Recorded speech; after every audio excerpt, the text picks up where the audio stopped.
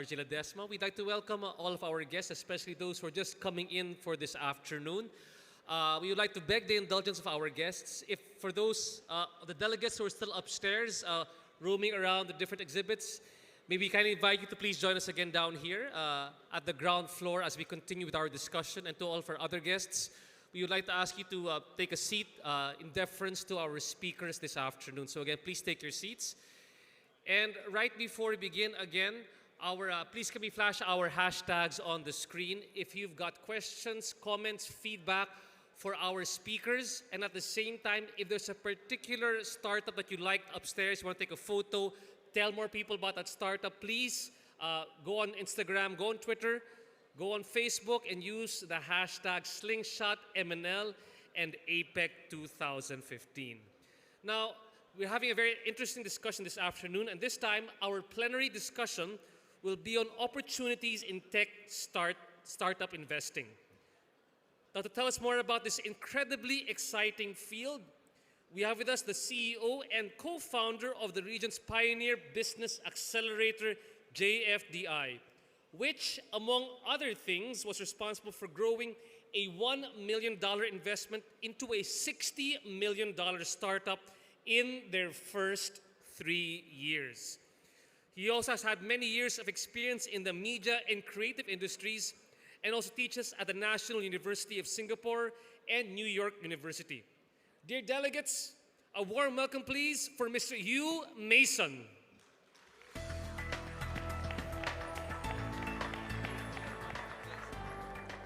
Thank you, everybody. Thank you for the welcome. Did you have a good lunch? I can't hear you. Did you have a good lunch? Yes. That's better. They said to me, after lunch, everyone's had all these carbohydrates. You need to wake up. So if anyone wants to stand up and do some stretching or whatever, you're very welcome to do that. But I'll leave that to you. Okay, so I have a button box in front of me. Oh, and I have my first slide, so that's very encouraging. What I thought I would do today is to talk to you a little bit about JFDI. But before I kick off, people often ask us about our name. The official name is the Joyful Frog Digital Incubator, and I've brought along the Joyful Frog here. His name is Smoochie. He's our mascot. There's a real story, though, behind the name JFDI. Do you remember this morning, when we finished, the comment from the panel was, just do it. That's what JFDI stands for, and I'll let you guess what the F is for, okay? That's the real meaning. Now, if you want the other message behind JFDI, there are a couple of kind of learning points that have come out from us in our experience doing this stuff. One of them is that community is our secret sauce and everything else is open source. There's been a wonderful explosion of knowledge and know-how about how to do the science of startups over the last 10 years, and I'll introduce some of that later on. But community, we heard it referred to as social capital, I think, this morning, is incredibly important. It's really the secret to what we've achieved. So those numbers up on screen are not down to me. They're not down to my co-founder, Meng Wong. They're down to the community around us. And that community is Pan-ASEAN, Pan-Asia. Up on stage there, presenting, you can see Honey Lin from Kodatoki, one of our Filipino startups. We have two other of our Filipino startups up here. Please go and check out Aroscas and Telefun. Every time we run our JFDI Accelerator program, we always get great teams from Philippines, and say two of them are here, so do go and check them out. Now, the other message I wanted to leave behind with you about what JFDI is a message about the social message that we deliver to people, which is that entrepreneurship will always be difficult, but it doesn't have to be random, and it doesn't have to be lonely. And I think that's really what's led to our success. So let me tell you a little bit about what's going to happen in the next 20 minutes or so. I was going to talk you through the story, warts and all, things that went right, things that went wrong for JFDI, stuff we learned along the way. And I wanted to end up with a proposal for Manila, an invitation for anyone who's interested to work with us to collaborate, because we think there are huge opportunities here. So, does anyone recognize this? Anyone recognize it? It's been described as looking like a vacuum cleaner attachment. It's actually the New Horizons spacecraft, and next week it will pass the planet Pluto. And the only reason it's got there is because it took a slingshot around the planet Jupiter. So my message for this slide is that a slingshot can take you to unexpected places very far and very fast. When this spacecraft passes Pluto next week, it will be traveling at 15,000 kilometers per second. To give you a sense of how far it's gone, it takes light about a second to get from here to the moon. It takes radio signals from NASA 4.5 hours to get to New Horizons spacecraft out at Pluto. 4.5 hours. That's how far away it is. It is extraordinary what human ingenuity and human enterprise can achieve. And I think there is a huge opportunity here in Philippines. The reason I say that is because I've seen so much change in the time I've been in Asia. I'm a new Asian, as you can see. I don't look very Asian, but this is my home. 2006 was significant for various reasons for me and my family. 2006, by the way, was the year that this spacecraft was launched from Earth. It was also the year that my son was born. And it was the year that my wife and I had a conversation, and we said, what can we give our son that will be valuable to him all his life? And we thought about how much had changed in our lives. And we thought about how technology will be irrelevant, and everything that you learn at college will be out of date within 5 or 10 years. And we thought to ourselves, well, what's going to happen over his lifetime? And the conclusion we came to was that the 19th century belonged to Europe, the 20th century belonged to America, and the 21st century belongs to Asia. So we made a decision to bring our family to Asia so that our son could grow up in this part of the world, growing up amongst the people who are going to build success over the next century. So 2006 was the beginning of a journey for us, which took us full-time to Singapore in 2009. And it's been an extraordinary, interesting experience to see just how much has changed. I saw this on the flight over last night. I saw that the Philippine Star's strapline is "Truth shall prevail." And I wonder if the article on the right-hand side is actually telling the whole truth. It's a story that's vaguely positive about trading conditions changing, but there's a phrase to the bottom of the story which is about competing with Vietnam. And I thought to myself, my experience in Singapore has been that the opportunities for this part of the world are all about collaborating, not competing. And we see an opportunity at JFDI to build startups which can scale across this region. Now, it has some challenges. It's fragmented by culture, by language, by currency, by geography. But it's also a huge region. If you think about it, there's something like 600 million people in Southeast Asia, if you exclude China and India. And probably 60 to 80 million of those are middle class. And they've got money, they're people like us. They've got money to spend on air conditioning, the Internet of Things, wearable devices, education for their kids, looking after their elderly parents. Here in Philippines, you have a significant chunk of those people. It's, 100 million people, and Minet's always, you're always quoting a statistic. How many middle-class people here? 25 million, thank you, Minette, yeah. So 25 million middle-class people in this country alone. That's bigger than the population, or about comparable to the population of Malaysia, isn't it? And those people have got money to spend right now, here today. So the proposition I want to put to you is that the opportunity is here right now. And when I showed you that picture of the Slingshot, the spacecraft going out to Pluto, I think the really important thing we need to talk about today is not today and tomorrow, but what happens next. How do we follow on from Slingshot? What do we do after today? That's the really interesting thing, because the opportunity is in front of us now. Now, I wanted to give you some strengths that I perceive about the Philippines, which, again, I think put the lie to some of this negativity in this story. I see this country as incredibly social. I understand that Philippines sends more SMSs, or did when SMSs were the big thing, than any other country on earth. We have a team in Cebu at JFDI, and any excuse to get out a guitar and start singing, they'll do it. It seems to me that Philippines is rather like Singapore, halfway between East and West, except that you guys smile a lot more, and the standard of your English is a lot better. Don't get me wrong, I love Singapore, but I'm just pointing out that there are some great opportunities here. The interpersonal skills that I see and the spirit of resilience amongst Filipinos is extraordinary.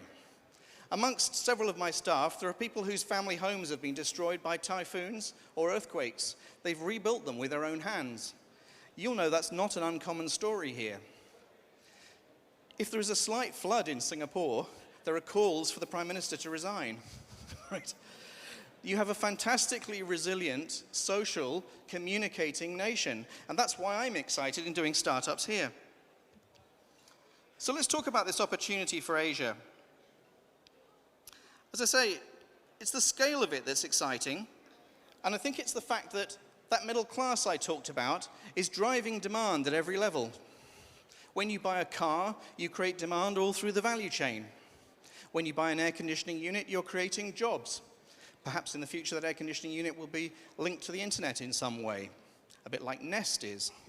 Why can't we build startups in this part of the world when so much infrastructure is being constructed right now? Why can't we leapfrog what the West has as legacy systems in terms of healthcare, education, infrastructure?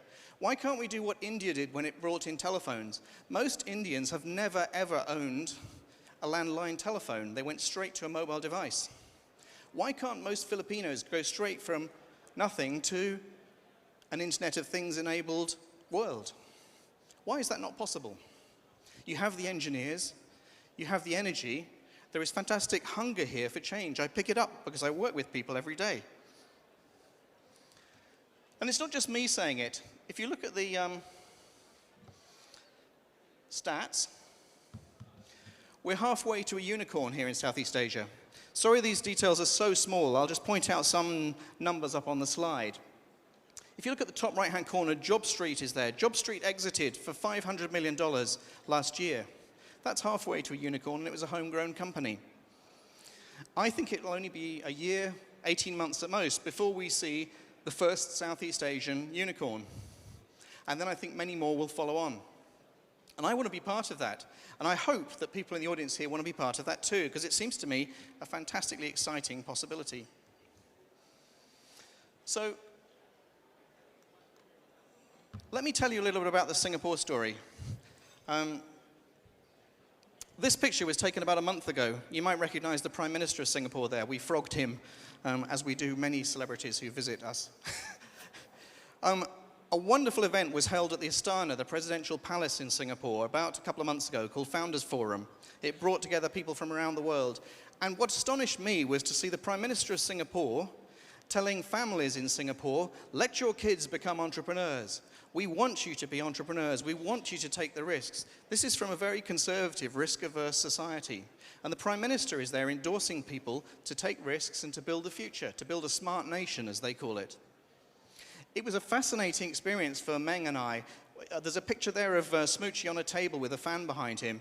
The two of us stood on the lawn outside this presidential palace thinking, what are we doing here? We're just this couple of startup guys. We mess around, saving nickels and dimes, trying to get through to payroll next month. And here is the Prime Minister endorsing what we're doing. And it reminded us just how much had changed. To give a sense of history, Meng and I came to Singapore in 2009. He's Singaporean, but he'd built a couple of venture-backed businesses in the US. And when he came to Singapore for family reasons, it was about the same time as I brought my family there. We met, he made me laugh on stage so much I thought I have to meet this guy. We went out for dinner and spent 6 hours talking. And we realized that we're both fascinated by innovation. We like ideas and talking about them, but we're most interested in seeing innovation turn into reality. And it seemed around us that Singapore had done some of what it takes, had built some of the ecosystem and the support structures required to make innovation happen, but there was still a missing ingredient. Do you remember the slide that the professor showed us this morning? It had 3 sources: finance, people, and ideas. Singapore had got the intellectual capital right, it had got the financial capital right, but what it was missing was the social capital. People weren't connecting together. There were people, even on a small island that's only 40 minutes drive across, people who should have been working together didn't know each other because they didn't go to the same school, they didn't do national service together, they just didn't know each other. So together with a bunch of younger guys, we set up Hackerspace, which was Singapore's first co-working space in 2009.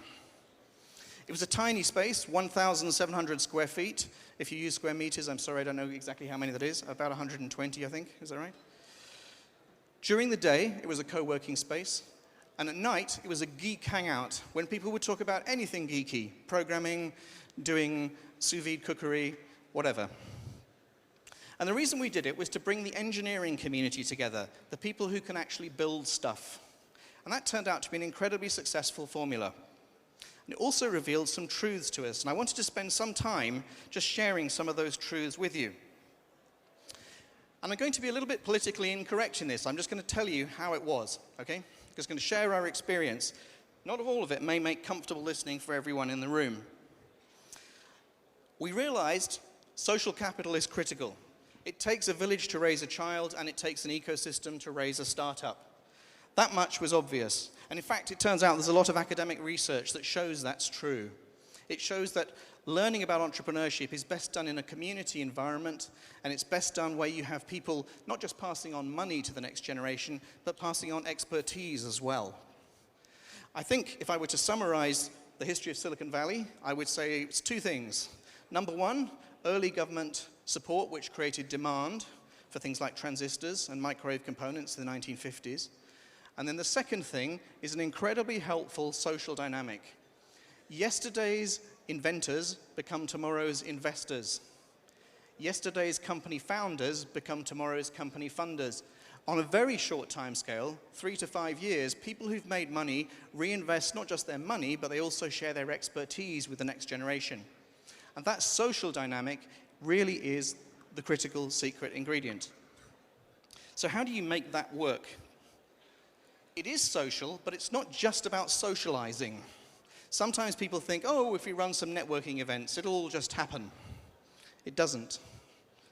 Sometimes people think it's about creating structure. We need to create some stepping stones to help wannabe entrepreneurs make their way towards success. But as we heard from the professor this morning, if you make it too easy, you actually create a terrible negative dynamic. You create a dependency culture amongst startups, and you create a terrible grafting culture amongst support organizations.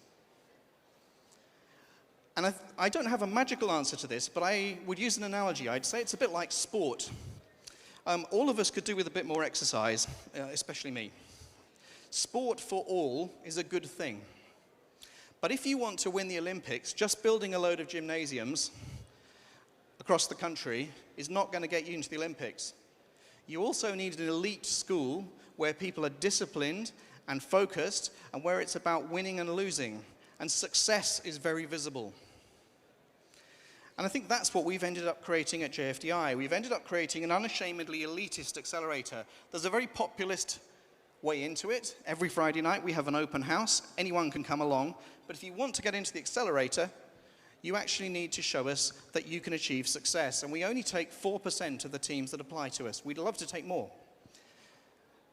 But there aren't teams out there to apply.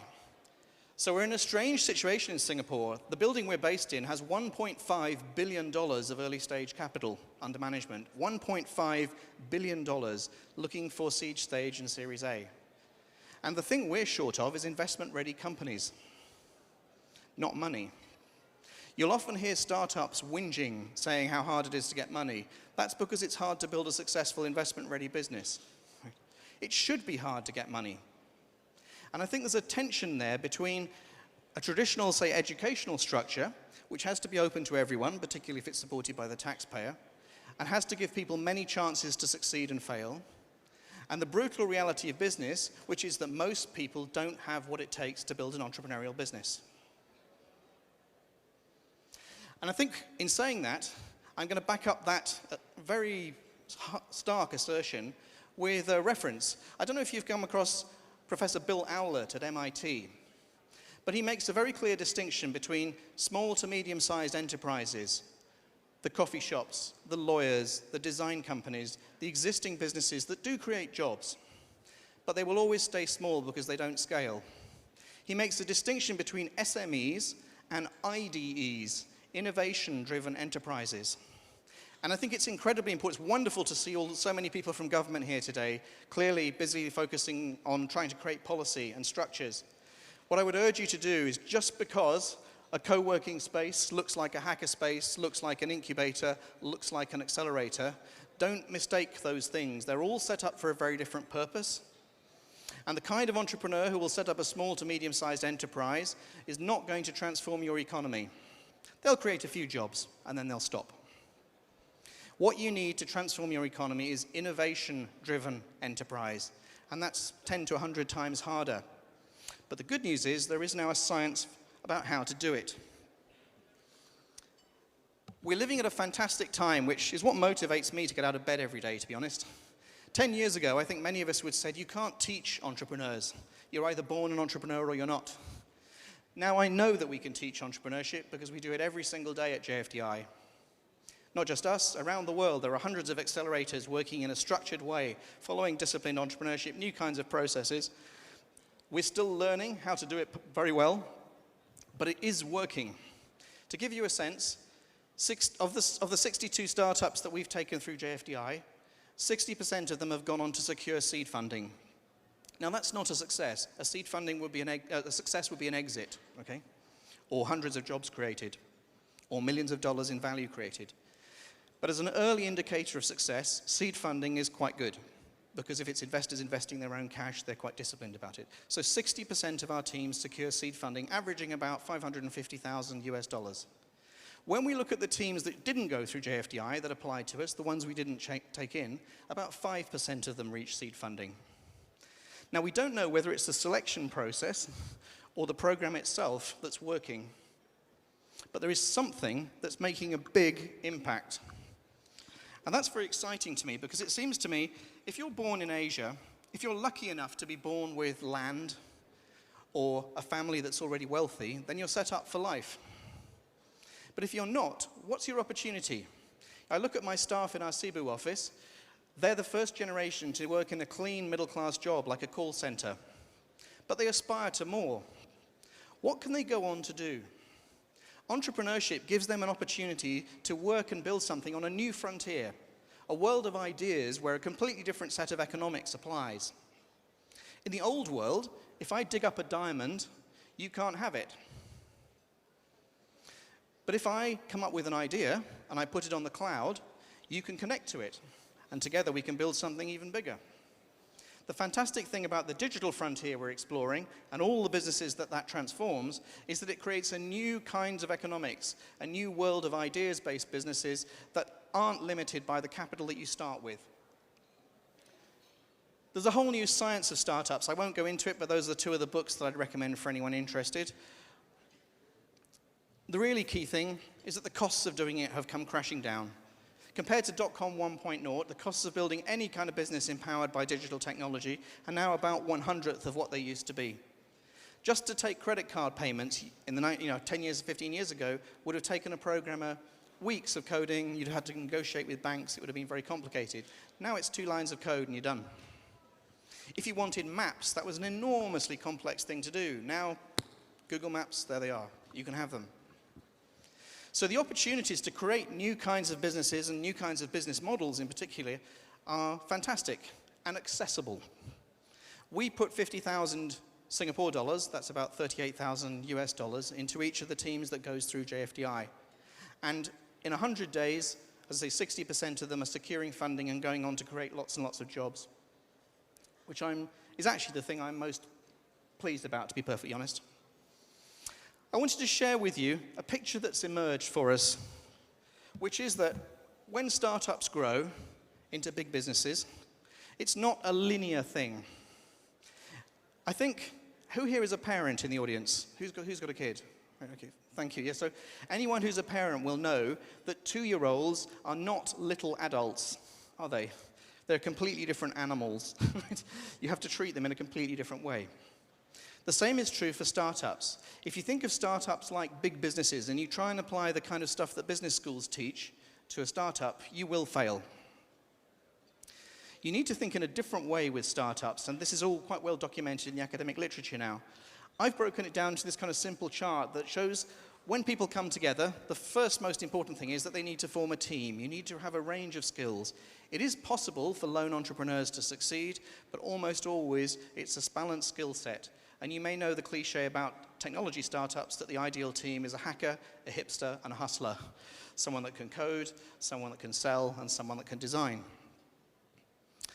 But even if you have a bunch of people with a lot of passion, which is tremendously important, as we heard this morning, they also need to have something to work on. Traditionally, most people think about starting building a business around an idea. I have an idea for a business. We say to people, park your idea. Instead, go and talk to customers and find a problem. Solve a problem for someone in the world. Not only will they pay you, but they'll love you too, and they'll tell all their friends. So our process, which we didn't invent, but we brought to Southeast Asia from the US, is a lean startup-based approach based on very intensive mentoring, and it helps people identify, number one, problems that are worth solving. The second thing we get them to do is to create what we call a minimum viable prototype, a demonstration that their solution actually solves that problem. And that could be an incredibly minimum viable product. Let me give you an example. About 3 years ago, my son got very interested in email. He saw me and my wife doing email. And I saw an ad online that said, your kid's first email client, maily.com. So I downloaded this app, and it was complete rubbish. It didn't work. And it had a giant feedback button on the front. So I clicked on the feedback, and I said, guys, this was a great idea, terrible execution. And it turned out to be a couple of developers in Spain who had developed it. And they wrote back to me within 2 hours, and this is what they said. They said, yes, we know it's crap. We only came up with the idea on Wednesday. We launched it on Saturday. 10,000 people downloaded it, and now we know they care. So now we'll build the app. And by the way, of these 3 features, which one do you think you'd like the most? So for them, a minimum viable prototype was a kind of a landing page and a completely bogus app. And that allowed them to test, should it be done? And that word should is incredibly important, because the instinct for most people is, could it be done? We teach people to ask, should it be done first? So they identify a problem worth solving, they prove they have a solution to it, and then the hardest part is demonstrating traction, demonstrating that the market actually wants it. And I won't go on after that, but if, at the moment in Singapore, if you can demonstrate that a business has got traction, you will get funded. And just before I end on that thought, I wanted to suggest that the opportunity perhaps is not to try and build a Silicon Valley of Southeast Asia. It's not to try and compete with Vietnam.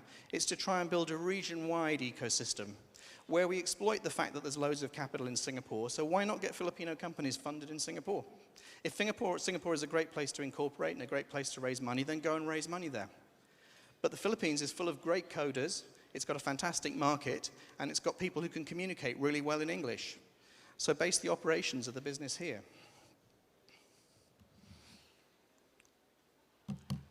And for those of you who haven't built a startup, I just wanted to give some sense of what it's like to go through running one.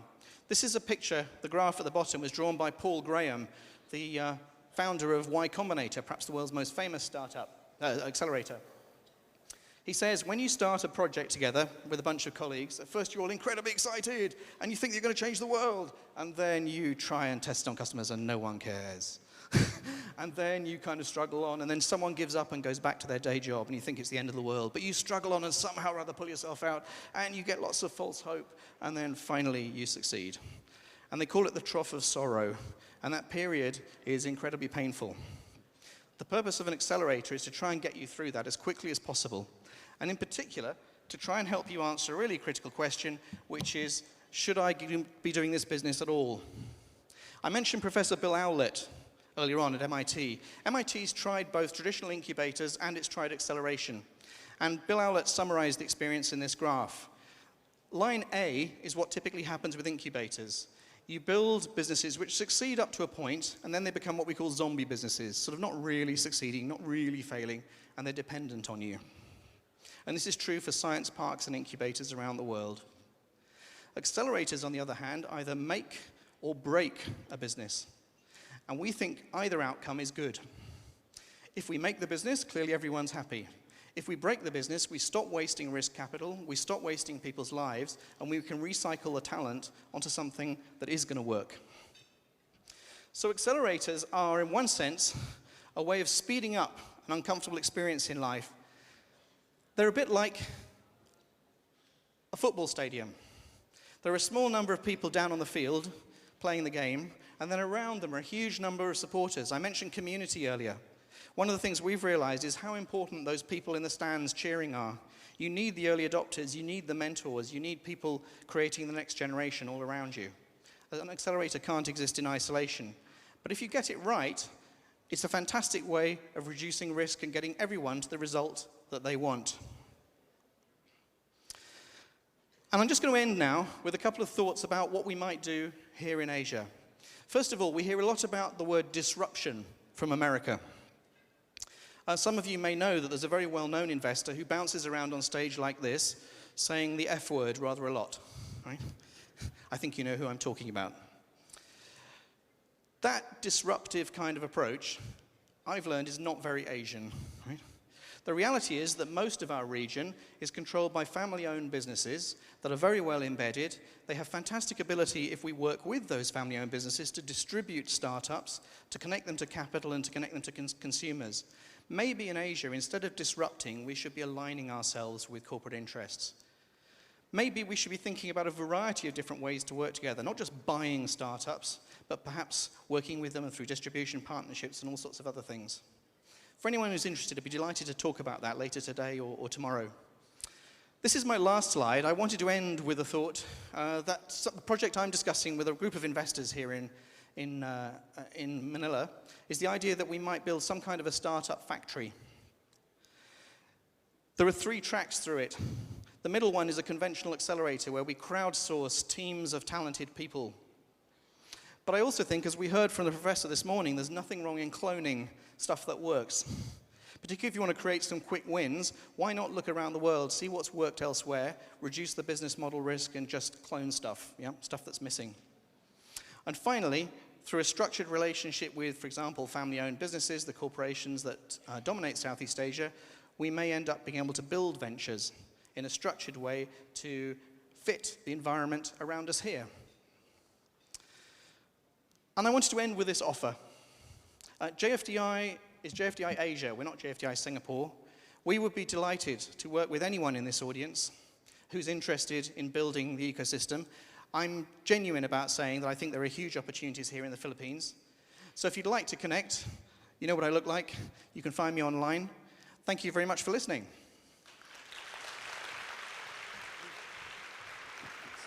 Thank you very much. Would you like your JFD frog now or later on? Thank you so much. And with that, ladies and gentlemen, I'm sure many of the high-tech startups here can empathize, or maybe the word is commiserate, with the startup model that was shown earlier on by you over here on stage. And thank you so much for enlightening us. A lot of great concepts, the innovation-driven enterprise, of course, the value of the incredibly social Filipinos here as well as part of their development, and of course, the different multidisciplinary teams we need to start off our high-tech startups here in the country and also across Asia Pacific. A lot of food for thought. And with that, ladies and gentlemen, if you've got any comments or suggestions that you'd like to, or feedback for you, and also for JFDI, please put them online again. Can we show one more time our hashtags on the screen, Slingshot MNL and APEC 2015. Now, as we know, tech startups are some of our premier sources of new ideas. Ideas that, given the proper support, may go on to solve some of the world's most pressing problems. Hopefully, the talk of you gave us a much clearer picture of the opportunities that tech startups present for many different investors. Now, we move on to the second plenary discussion for this afternoon, which will offer some of the other views on the topic of tech startup investing. To help us with this discussion, I'd like to call here on stage the co-founder and president of Kickstart Ventures, which is now an investment firm wholly owned by Globe Telecom. To help moderate this discussion, please welcome Ms. Minette Navarrete. Let's give her a round of applause.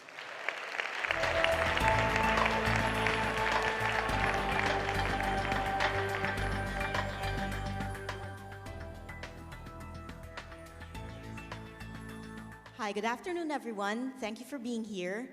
It was a great intro, you. And when you talk about the opportunities in tech investing, I think who better to hear from than the investors? So joining me on stage today will be a number of people, all of whom invest in startups in the Philippines.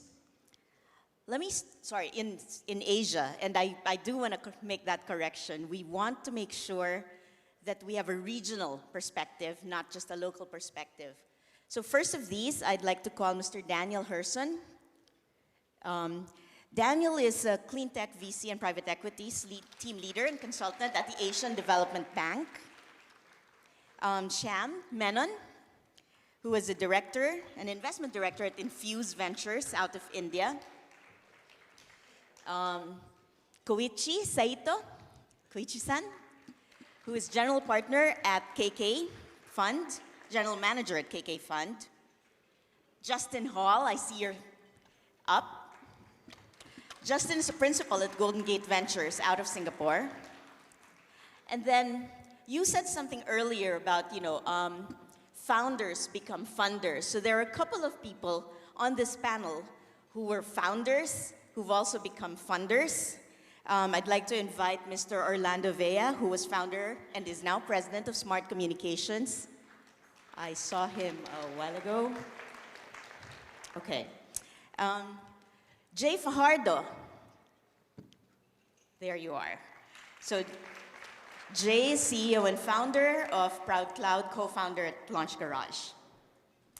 So we'll start with this group, and I'll join you. Thank you, gentlemen. What we'll do is we'll start with a quick round of introductions, maybe a couple of minutes each, and then we'll go on to a number of questions. There are some questions that we received, like crowdsourced the questions over the weekend. So a number of people will be seeing questions that they might have posted on my Facebook account. So we'll start with a round of introductions. Jay? Good afternoon, everybody. I hope you enjoyed the lunch. I'm Jay, and like Minette said, I run Proud Cloud, which is a development firm that caters to the development of the platforms of many startups in San Francisco, Australia, and the rest of Asia. I'm also co-founder of Launch Garage, which was founded about 2 years ago, and we worked together with Kickstart, running 2 batches of accelerator classes. And now we've evolved into making that from a pure accelerator program into a physical space with the same type of accelerator support and a great venue for the collaboration and open sourcing that Hugh mentioned in his talk. Again, I'm a founder. I had a startup like a lifetime ago called Airborne Access. I exited. I went into Proud Cloud. Now I'm a founder again with a medical health tech startup called Redefining. Thank you. Hi, everyone. My name is Daniel. I work as a consultant to the Asian Development Bank. My background is the last 10 years. I've been investing and working with startups as a venture capitalist, mostly in energy and clean tech, across the world from the Valley, Europe, Israel to Asia. I'm now working with Asian Development Bank to explore how an institution like ADB can actually help accelerate and support the ecosystem, both for venture capital, but most importantly for entrepreneurs in Asia. And you've heard from me. Hi, my name is Shyam. I'm a co-founder and investment director of Infuse Ventures. It's an early stage clean tech venture capital fund based in India. It's based in 2 cities, Ahmedabad and Bangalore. And we invest in really early stage, starting from $100,000 up to about $1 million, $1.5 million in startups operating in energy, water, waste management, agriculture, and transportation sectors. Thank you. Hi everyone, my name is Koichi from KK Fund. So KK Fund is a pretty new fund. I started this 5 months ago in Singapore. We are investing in startups in Southeast Asia, in seed stage and even pre-seed stage. And so far we have done 5 investments, including Philippine startups called Loan Solution with Minete Kickstart. I'm happy to work with you. And then, yeah, I'm very bullish for market in Philippines as well. And previously, I worked for another VC called IMJ. And yeah, I've done a couple of investments in Philippines as well, called ZipMatch, M-Clinica, and Ayana. So yeah, I like to continue to contribute to the PH startup scene. And yeah, hopefully today I see a lot of people from government, corporate investment, and of course a great entrepreneur again. Yeah, Thank you very much. Cool. And I could just wrap it up really fast. My name is Justin Hall. I work at a fund based in Singapore called Golden Gate Ventures. We're an early stage VC. We do anything from pre-seed of 50K all the way up to $2 million per investment. In terms of what we focus on, we do internet and mobile technology companies. But if you're in that space and you're in Southeast Asia and you're targeting Southeast Asian markets and consumers, we'll take a look. And we have two companies based in the Philippines right now, Ayana and what's the other one? Ayana and Lendo, excuse me. And we're always on the lookout for more. So, yeah, that's it. Thank you. So we'll dive right in. Investing is tough enough, and investing in tech is probably one of the tougher things. We know how volatile the market is. We know how technology shifts so much. So why invest in tech at all? And why not invest, for example, in traditional businesses? Does anybody, is it adrenaline? Is it the Kool-Aid? Why are we in tech investing?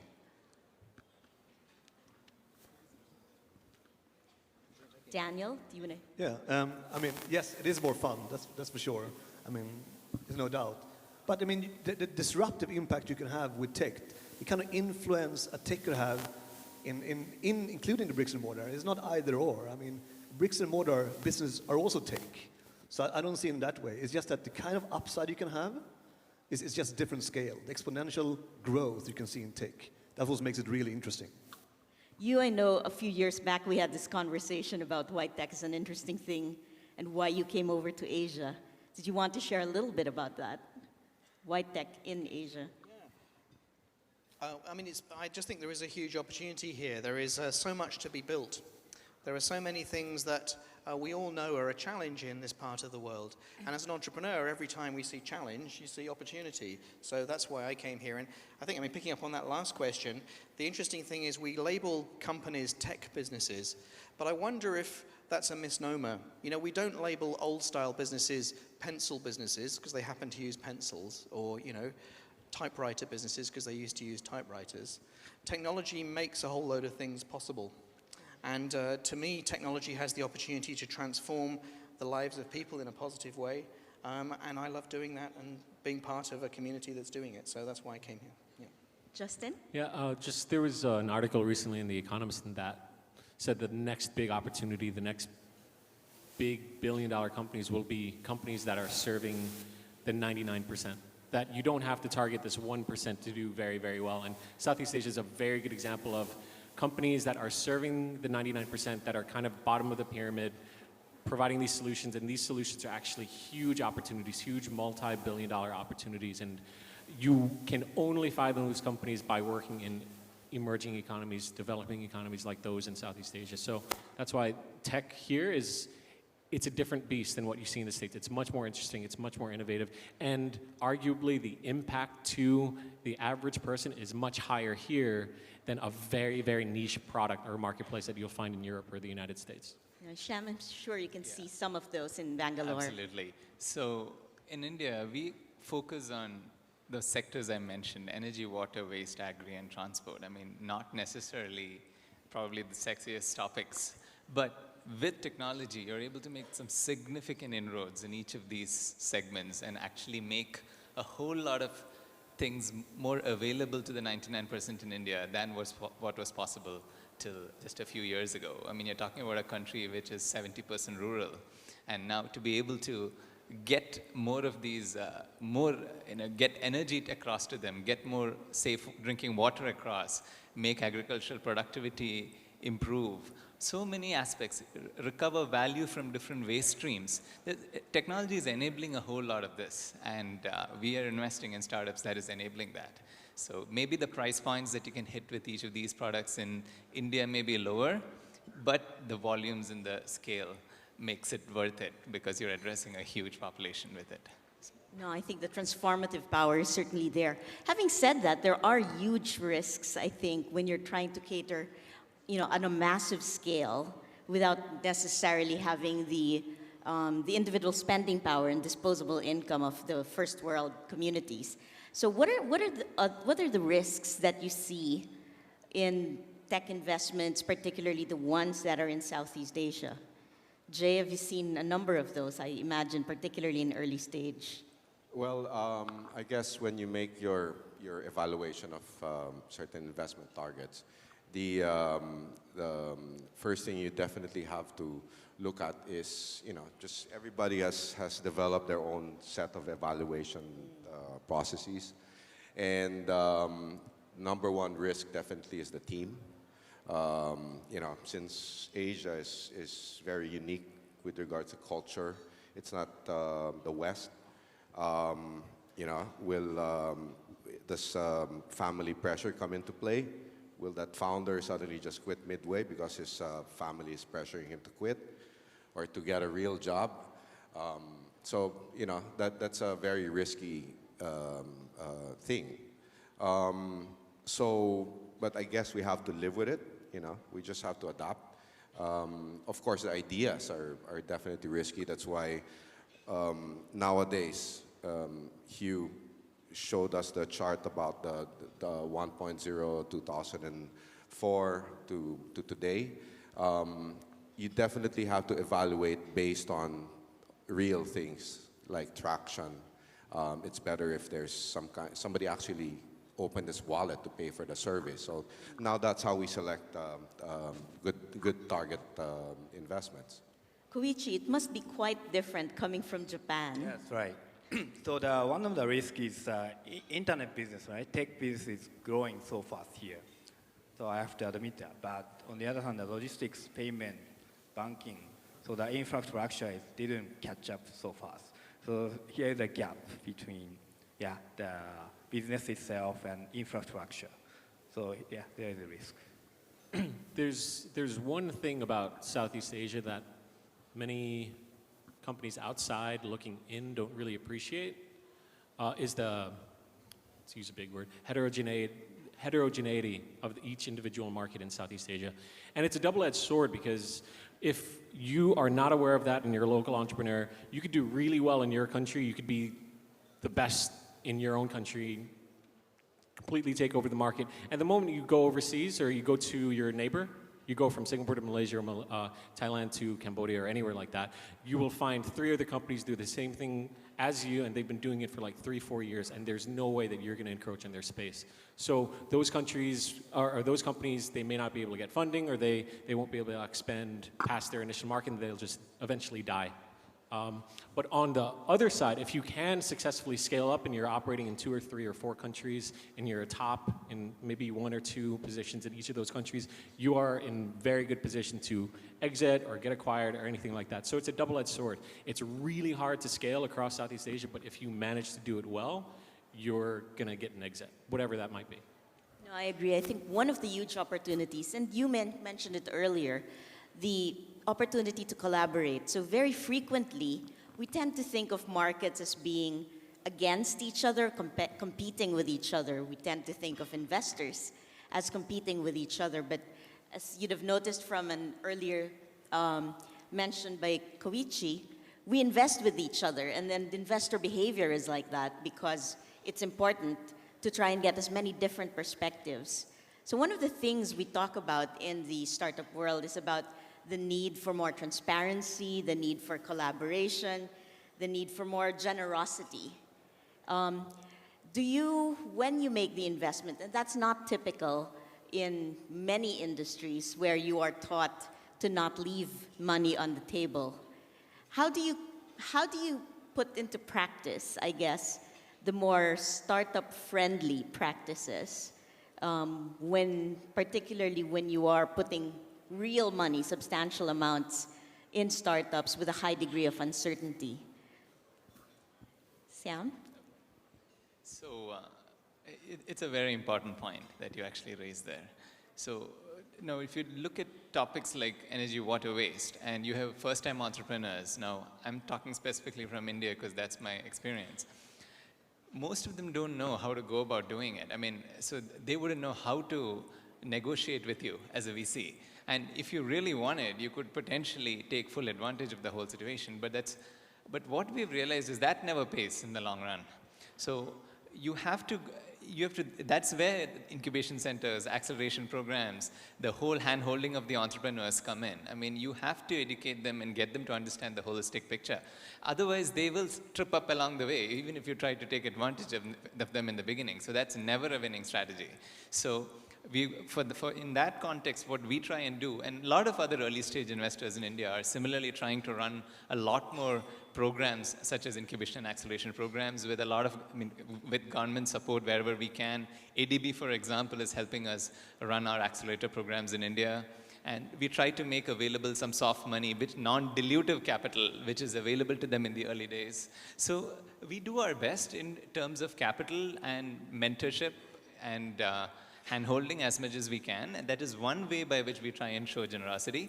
Another is if you're a sector-focused fund in a country like India, what at least we have seen is if a generalist VC fund that invests across sectors gets a clean tech deal, they more than often do come and check with us because we are focused on a sector, on whether such a deal makes sense, because they don't look at deals in that specific space. So we do see collaboration as well, but yes, it is a very intensely competitive space. I mean, I'm not making any bones about that. Thanks. Daniel, so banks are not well known for being generous or transparent. But how does ADB function uniquely to get startups started? Well, I think it's going back to the role. Investing in early startups in Asia is a lot of risk, as I said, on the people, on the market. And we're not Silicon Valley in Asia. I can't step out and have a conversation with 20 people who knows a certain technology inside out. I just can't. So this collaboration is a much more critical thing in Asia than it is maybe in the US, for example. So we need to actually reach out and talk across sectors. And I think what we're trying to do as Asian Development Bank is to bridge those gaps. So this is about getting the entrepreneurs together with, say, the industry people, getting them in the same room, getting what we call, say, the tech startup community, predominantly IT maybe, but also to engage more with other markets, clean tech, water, transport, and getting investors, government people, to really bring everyone together around the table. And I eventually, beginning maybe there's a trust issue. I think that quite quickly can be overcome. But allowing a conversation that maybe a lot of people are not used to is really where I think Asian Development Bank and similar organizations can help. I mean, we're not entrepreneurs. Right? We just need to enable everyone getting together. So I'm going to talk out of both sides of my mouth now and say, on one hand, we talk about the need for collaboration, but you talked about winners and losers and the need to drive excellence through having winners and losers. So how do you reconcile that? It's really tough, isn't it? Because on the one hand, we want to say, hey kids, go and become an entrepreneur. On the other hand, I'm a parent too, and there are risks, big risks in this. So the way that we get around that is we say to our startups, that whenever they join us, guys, the chances, we hope that you succeed. Statistically, the chances of you succeeding are actually very small. Almost certainly, this business you're working on will fail if you evaluate it as just a commercial success. But if you view it as one step on an apprenticeship, a step towards learning how to be a serial entrepreneur, then it's a learning experience. And actually, what have you got to lose? If you come into an accelerator and the project you're working on doesn't get funded or doesn't succeed, chances are you'll get a job with one of the other teams that has got funded, right? So you're still going to be part of something that's very exciting. So actually, there's a tremendous efficiency about coming together. There's very little wastage. And I think, to me, it's partly about tough love, being very honest with people about the reality. It's also about letting go of some things that we'd like to be, but which aren't true. For example, it is not true that most technology comes out of labs and into the world. I've been teaching at NUS, working with postdoctoral students, and we run a course specifically to teach them to stop looking at could it be done and to start looking at should it be done, because technology transfer around the world doesn't work. That's the truth. Brutal truth. Singapore spends about $2 billion a year on A-STAR, its government-funded labs, 3,300 researchers, and it spins out 20, 30 startups at most every year, right? Giant input, tiny, tiny output. So technology transfer doesn't work, and I think we need to be honest with ourselves about that. I think we also have to be honest about what an entrepreneur is. Many of us have this picture of kind of Mark Zuckerberg in a Harvard dorm room. That is not actually statistically what most entrepreneurs look like. Most entrepreneurs look more like me. The average age of an entrepreneur is somewhere in their 40s, a successful entrepreneur in the US, for example. We find mid-career people teamed up with young people are a fantastic combination. I think we also have to stop confusing ourselves about social outcomes and confusing social entrepreneurship with money-making entrepreneurship. Now, we're actually working with a number of some banks and other large organizations to help social entrepreneurs that are near to sustainability to make the move into a sustainable operation.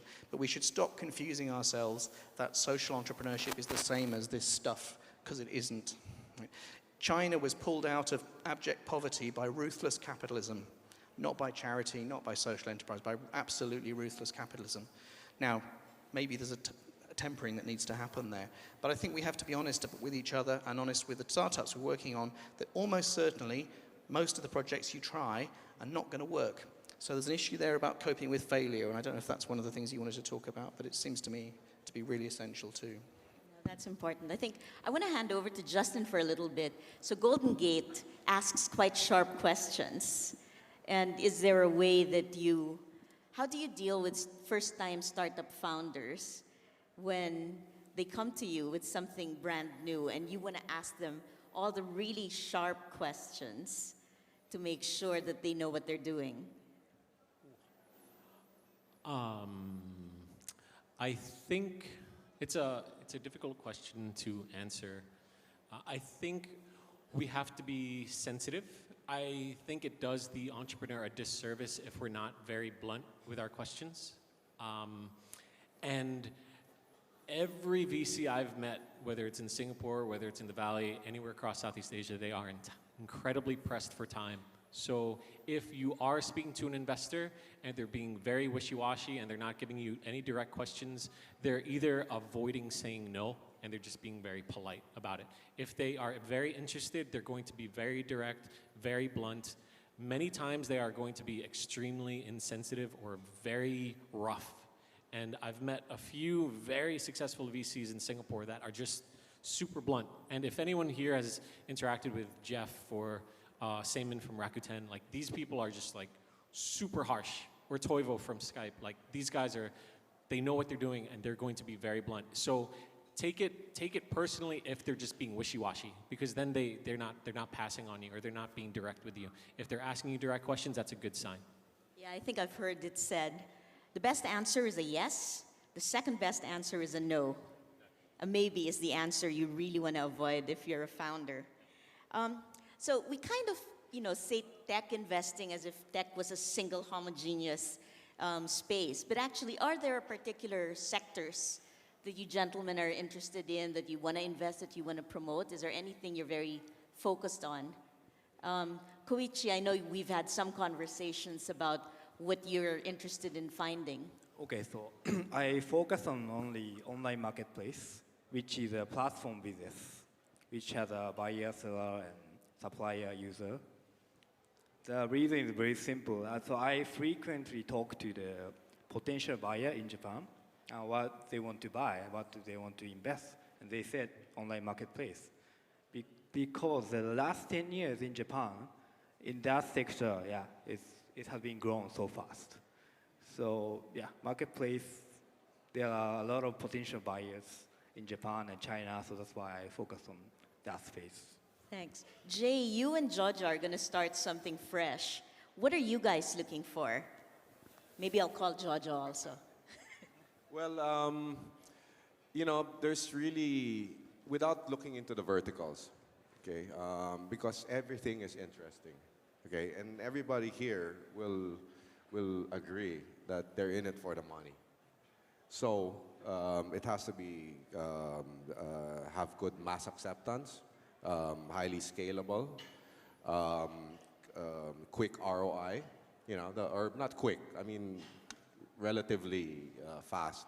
So those are the things that you're looking for, and it's really a plus if it appeals to your own personal interests, maybe health tech, maybe ag tech, and all that, where you've got a personal passion about. Like you want agricultural sector to get lifted up, and if it's profitable, definitely yes. Daniel, you're very focused on clean tech. Yes, and I mean, for us, the way we see opportunities, and not just clean tech, which maybe is not a clear label to everyone, but areas where it can actually have a big impact on the world-changing ideas. I mean, what we see as a huge opportunity is that we take all these great new ideas coming up. We call it sharing economy, fintech or financial technologies, Internet of Things.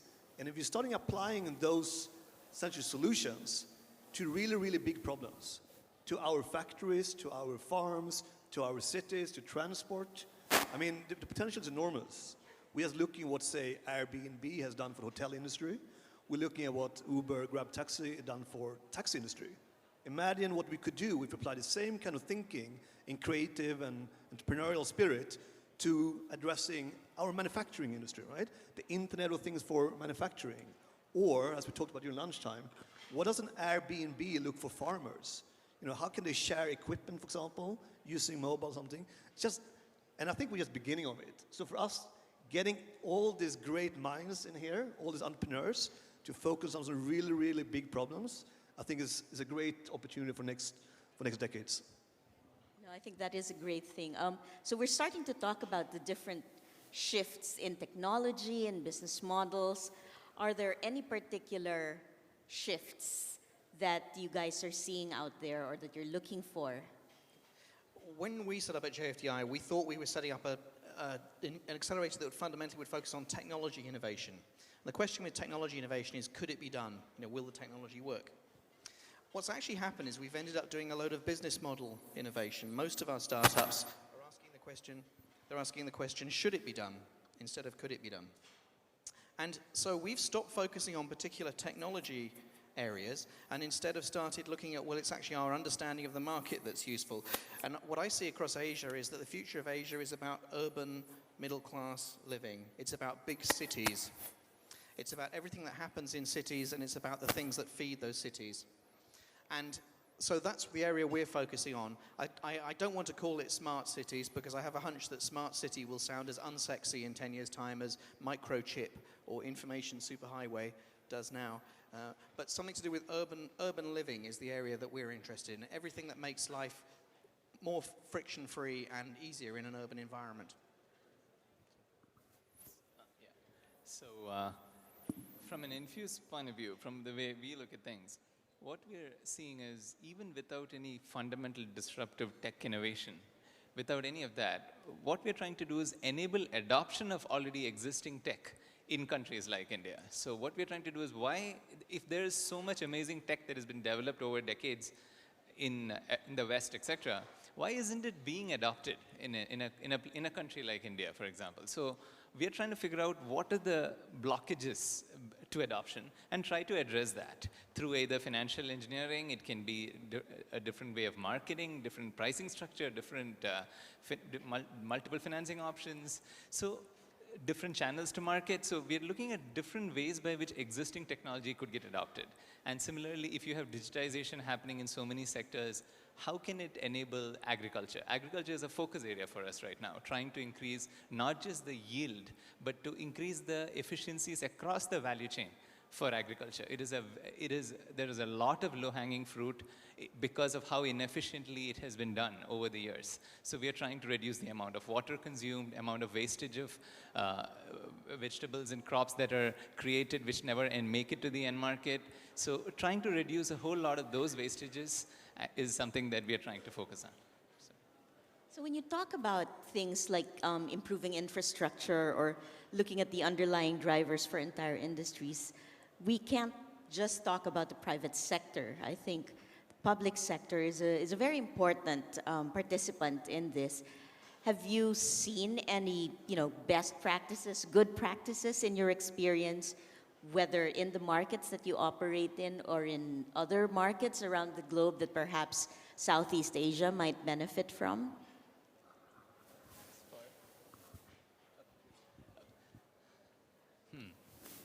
Good point. I mean, the public sector, again, I'm speaking purely from the experiences that we have. So as Infuse, we work very closely with the government of India. We have to, because so many of the sectors we work in has a huge regulatory overhang.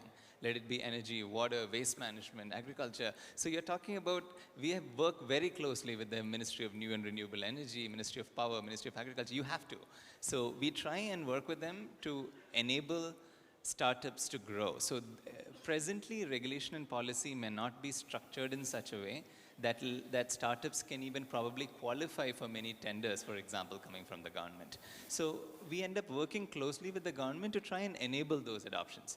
Now, another thing that we work with is groups such as ADB and World Bank and IFC in working with them on best practices that they have sourced in multiple sectors, especially in places like energy and water and waste. There's a lot of best practices that World Bank, IFC, and ADB put out, which we use in our discussions with our governments when we are trying to figure out how to enable adoption of these technologies. So the work that is done by the large DFIs in this area is what feeds our interaction with the government. Because as a small venture fund, we are not in a position, we don't have the breadth to be able to figure out all of that. So we depend heavily on the work done by DFIs for this.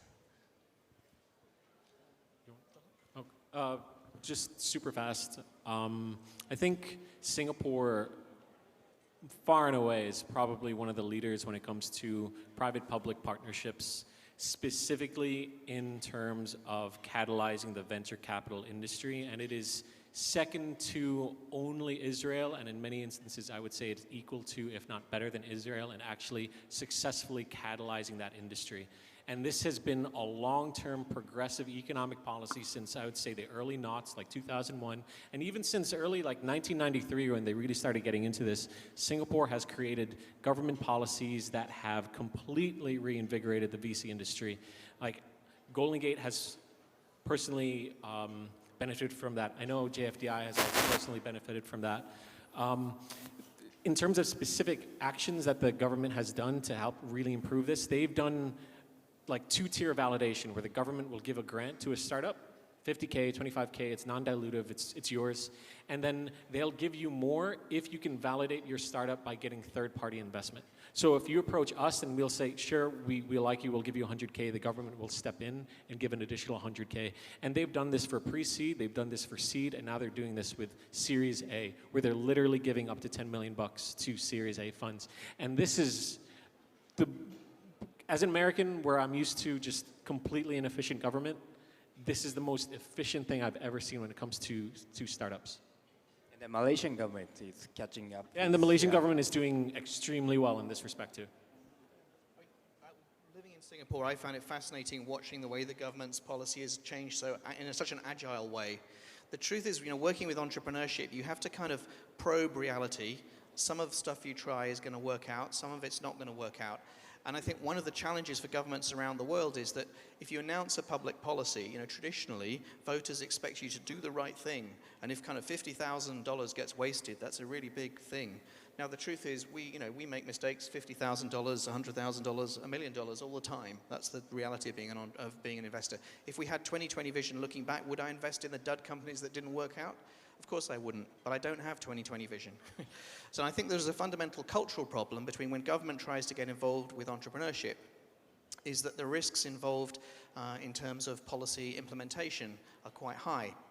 So what I see governments around the world doing when it doesn't work out is doing lots of activity but not delivering outcomes. In other words, delivering outputs. So you'll see some countries around the world measuring, number of businesses assisted, or number of events like this held, or number of, press cuttings secured, or whatever. That's not reality. Today is really, really important. These 2 days together are super, super important about bringing this community together. But we shouldn't be having this same discussion in a year's time. If we're having the same discussion in a year's time, we have failed, all of us, all 1,000 of us in this room, okay? We need to move on from here. We need to turn it into action. And when we do that, we're going to get it wrong. So let's agree that amongst ourselves today, some of the stuff that we try is not going to work, right? Probably it will be like our investment portfolios. 1 in 10 policies that we try will be super successful. 2 or 3 will work and reasonably well, and the rest will be rubbish. Right? That's the reality of an early stage investment portfolio, and I wonder if people should think about policy in the same way. There's a bunch of stuff you try. Most of the time, it's not going to work out. You know, it's quite easy in government to stop things happening. You can legislate against it, and provided the population is prepared to go along with it, then you can enforce the law.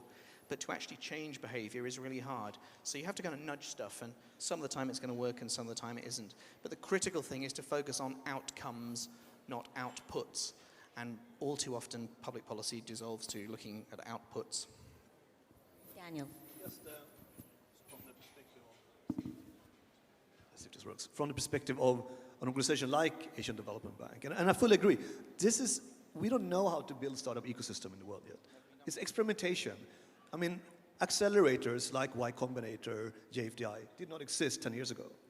That's an innovation in itself. Now, I would say there are probably 1,000 accelerators or incubators, what have you, in the world. I would say maybe 3, 4 of them are doing well financially.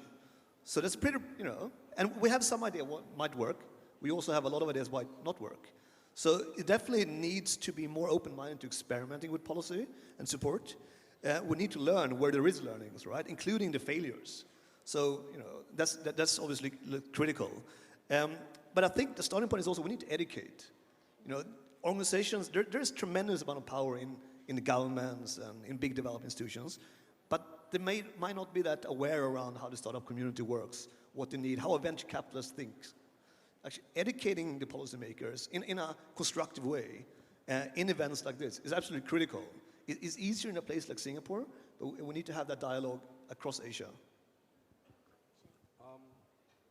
I'm not a huge fan of the incentive model that exists right now in Singapore. As far as my opinion is, it's an efficient way of doing something, of doing the wrong thing. Okay? Because it's actually resulted in serial entrepreneurs. You've got people coming in from the States to take advantage of that investment matching program. Taking advantage, but the quality isn't assured. I am a big fan though of lowering the friction of doing business, which I think has much more impact than giving out cash, because cash is the easy way out of. It's of like supporting heroin. this. Yeah. Quick effect and then a dependency. Not that you would know. I've been given plenty of cash. I love it. Can I just add one comment to that? I tend to agree. I mean, I don't think shortage of capital is the biggest problem. I think the shortage of really, really good startup is the biggest problem, which come from some of these frictions that we need to remove. There's a lot of low-hanging fruit that can be addressed. So I know you're a big fan of the letting people hit the real world as quickly as possible. I think if you think it's tough now, it's a long journey. I mean, I've been part of startups too. It's tough and hard, and there's a lot of people doing it. But you save a lot of regret later on.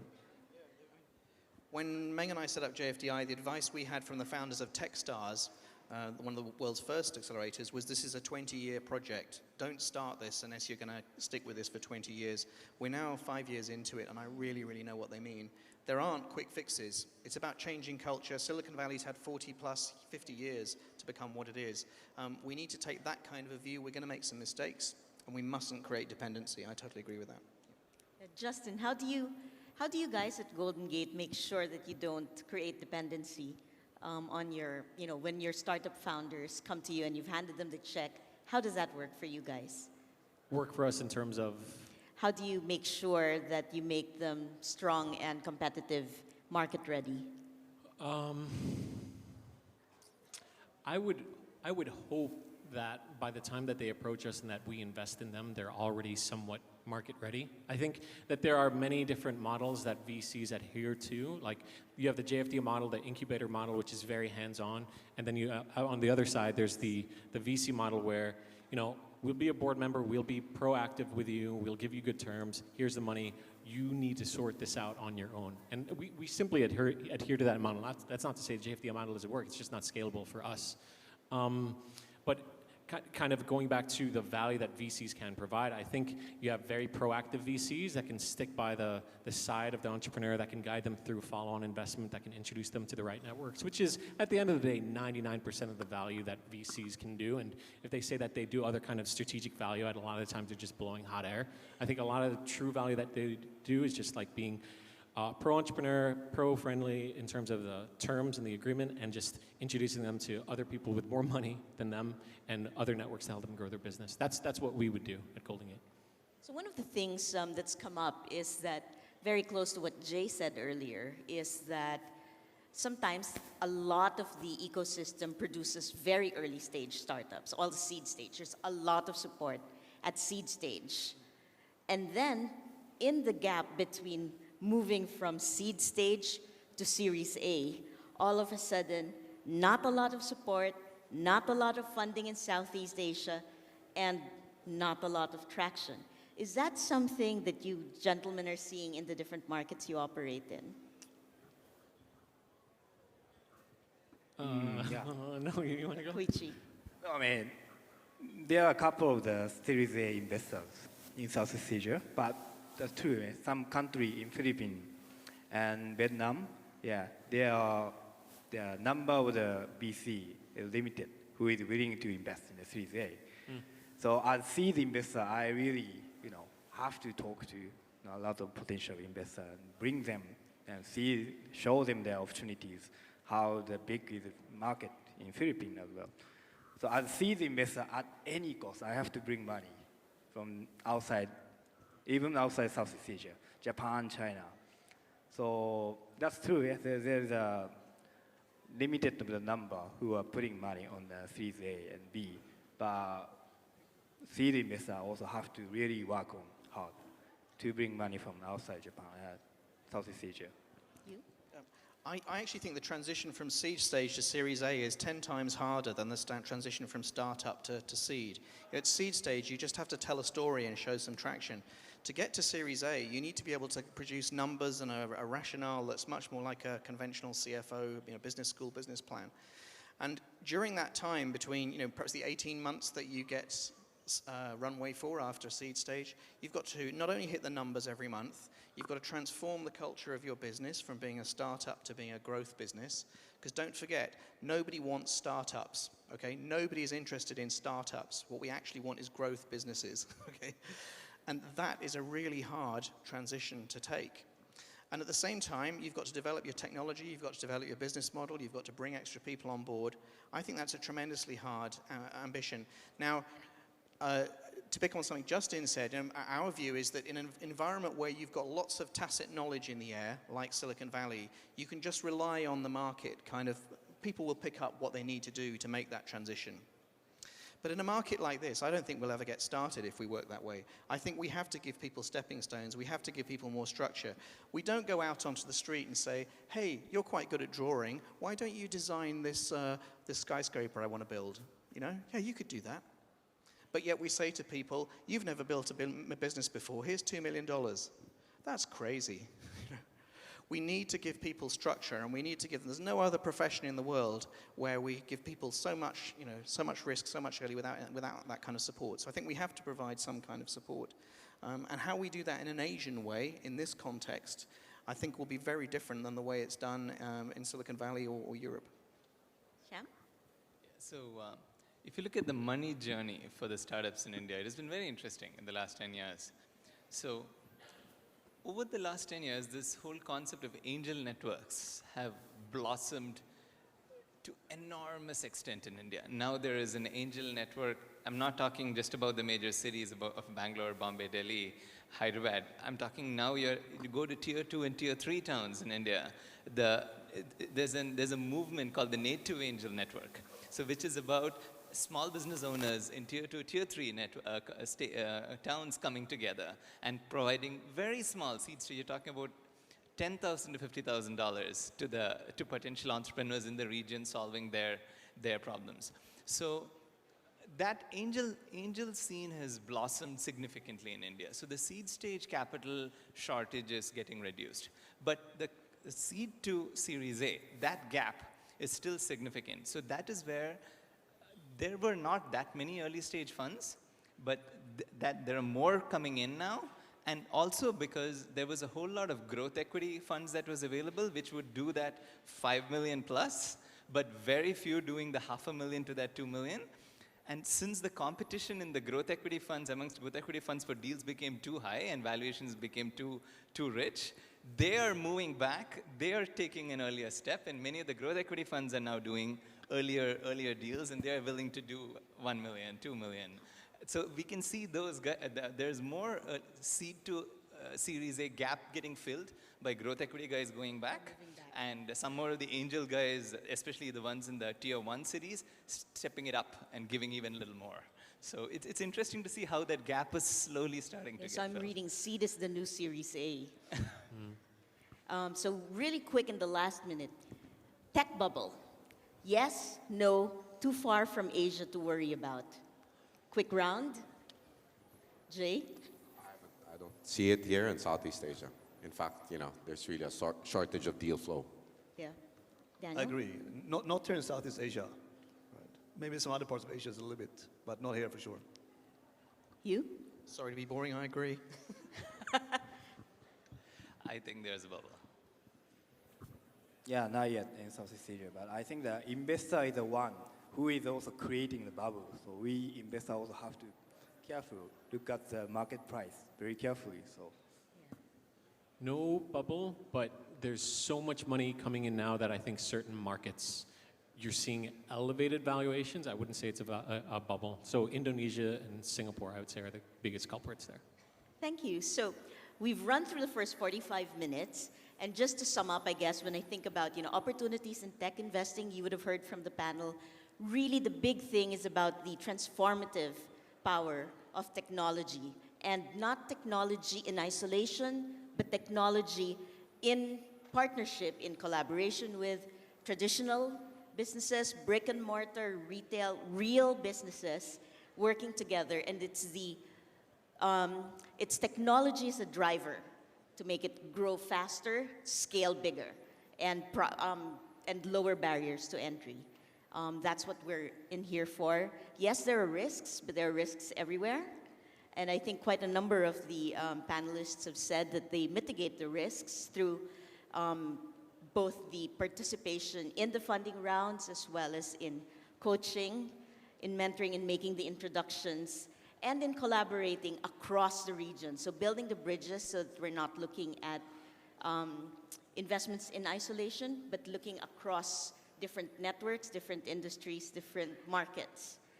We also talked a little bit about the opportunities to bridge from seed to Series A and how challenging that is, but also how fulfilling it can be, understanding that this is an exceptional thing. The guys who make it from seed to Series A and who exit, and that as investors we play a number of roles in there. And yes, so we talked about the bubble. I'm going to hand over to RJ if there are any other questions. Again, let's give a round of applause, please, to our panel. Of course, Minette, for expertly consolidating all the insights that we've gained here this afternoon. Again, we just like to remind everybody, if they could just flash on screen our hashtags. And people have been very much floored because we haven't been getting too many questions. They've been really engrossed in what the panel has been saying. But I'd like to speak maybe on behalf of many of the startups who are here right now. Maybe some of them are at the stage where they're just coming up with their new ideas, or some of them are really hell-bent on pursuing their own startups over here. I guess, based on the experience of the panel here right now, we heard Jace talk about the idea of being highly scalable. Now, have you guys seen any businesses, any startups that are highly scalable across the common denominator of businesses which are scalable across, let's say, ASEAN and maybe across Asia as well? So maybe that gives a lead for many of our young startups. Please. I think Koichi touched on this before, just marketplaces. Marketplaces are very, very scalable for numerous reasons. As markets kind of transition into the online space, you can build an e-commerce company, which is incredibly complicated, or you can go the marketplace model, which is, at the end of the day, just disintermediation between incumbents. So you have and this kind of disintermediation is, you can see it everywhere. You can see it in real estate, you can see it in taxis, you can see it in commerce. And so some of the largest, most successful, if you're judging by valuation, and I'm not saying that you should, companies in Southeast Asia are marketplaces because they're very easy to build, but they provide so much value. And for you, this cuts across. This the cuts different- across like everywhere in Southeast Asia. Like if you look at every country, there's going to be it's probably going to come back to bite me, but I would say like in every single country in Southeast Asia, there is a very successful marketplace model, whatever industry it is, but at least one startup in marketplace that's very, very strong. And have you seen, let's say, when we talk about these online marketplaces, have you seen that there's maybe a particular difference? Like there are some industries which are being focused on, let's say, for more developed economies in Asia than for the emerging economies in Asia. Which are the marketplaces which are great to focus on online? I would actually say that there's no real distinction. It's actually good that you say that, because now that I think about it, there's no real distinction in the kinds of marketplaces that you would see in a developed economy versus the marketplaces that you'd see in a developing economy. Like Uber's in the States, but Grab Taxi is a Southeast Asian.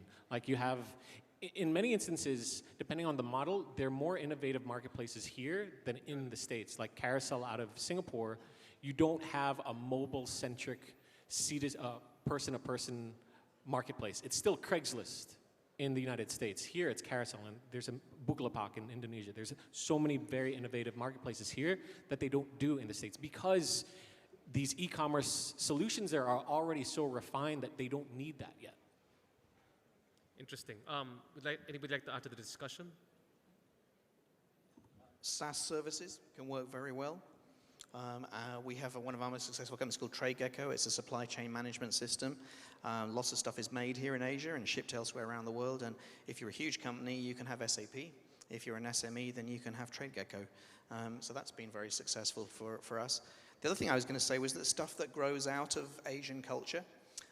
We have a company called Our Healthmate, which was developed by an Indian entrepreneur called Abhinav. He came to us initially with a really terrible idea for a fitness tracking on mobile phones. And we said to him, this has been done. Why are you so obsessed with wellness? And he said, well, last year, my father had a heart attack. I flew back to India, and I found that the money I'd been sending every month for my family's health care was still stacked up in the bank account after 10 years. My father had not spent it on checkups. And he realized that across India, there were lots of non-resident Indians who were trying to look after their family's healthcare remotely. And so he created a business, which is kind of a remittance business, I suppose you'd say, where you get to pay the doctors and physiotherapists and whatever to look after your family's healthcare remotely. You get back the raw data from those clinicians. You don't get like mum's, sugar-coated version of the truth. You get the raw data.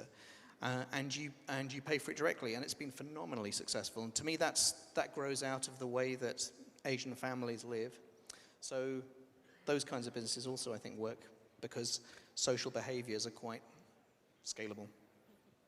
And in India, they have a very successful matchmaking app. I think that's grown. That's IPO'd, I believe, and that's grown out of Asian culture as well. Not that you would know, not that you would.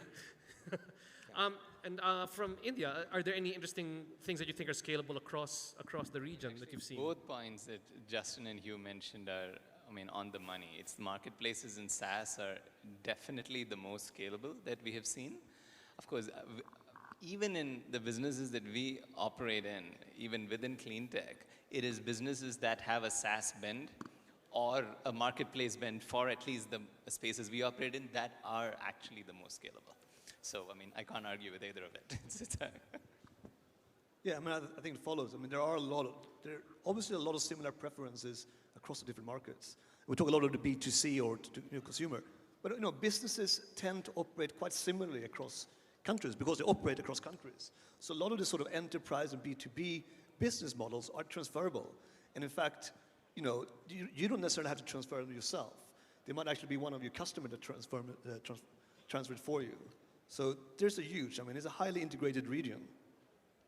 Yeah, I think I was going to say, do you want to go first? Yeah, he's right. Cloud-based services, definitely, that's the easiest to scale.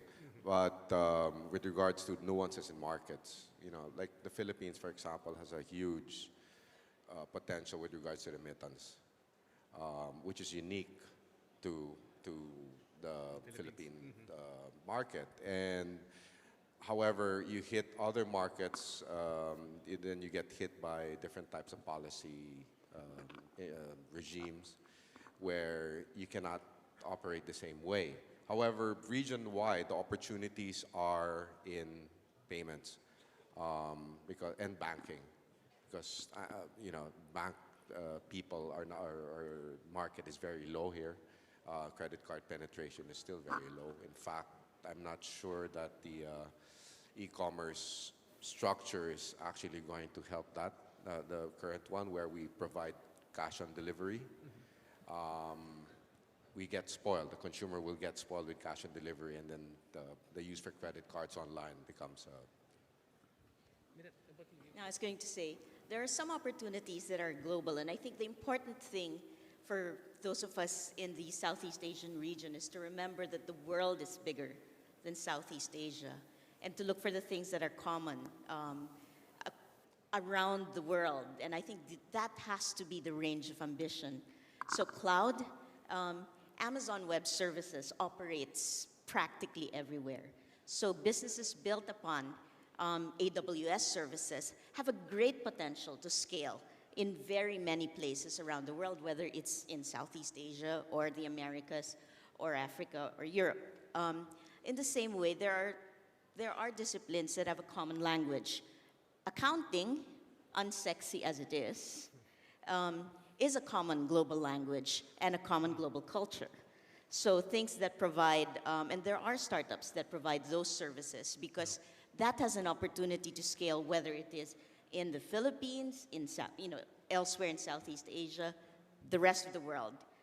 So education, when you look at math, Singapore math is one of the standards for math in Asia, certainly, but also the Common Core in the US. So there are quite a number of things that when we begin to cast our eye and we look from a higher perspective, then we can see that there are opportunities for startups in Asia to scale outside. Justin, you wanted to add something? Sorry? You want to add something? No, I'm good. Okay.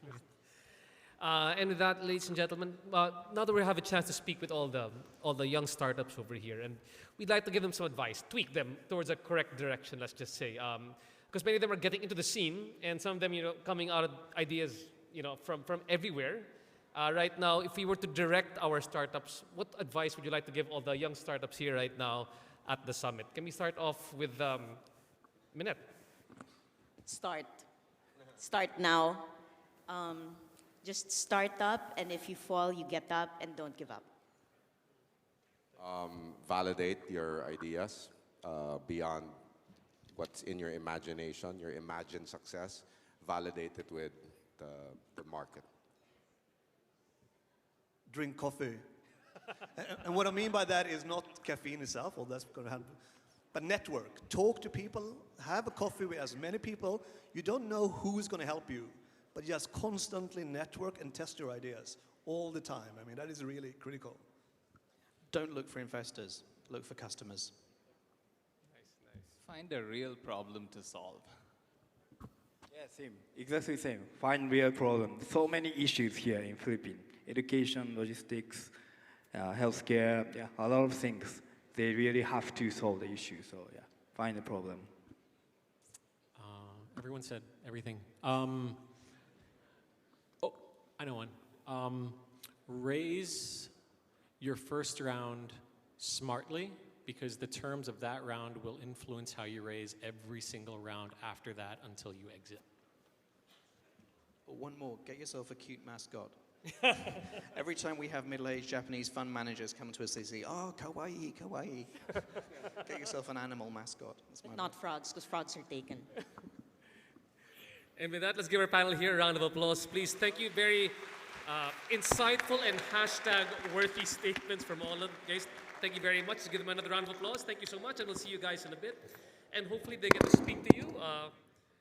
Hopefully they get to network with some of you here later on, ladies and gentlemen. And with that, we'd like to jump straight into our third plenary session. If you'd like to take a bit of a break, now is the best time for about a few minutes. But with that, we would like to jump straight into our third plenary presentation for the day, and this will be about redefining scale in the global marketplace. Now, we've got two experts on this topic here this afternoon, and both of these people have helmed the success of two companies that began as startups which have since gone on to becoming very, very familiar and very popular services, not only here in the Philippines, but across the globe. I'm sure many of you are familiar with their services. I'm talking about, of course, Uber and Airbnb. Now, first off, we have the opportunity to listen to someone who was instrumental in the incredible success of Uber here in the Asia-Pacific region, who each day works to redefine car ownership and make city transport safer and much more efficient, especially here in Metro Manila. Ladies and gentlemen, please welcome here on stage the Regional General Manager of Uber, Mr. Michael Brown.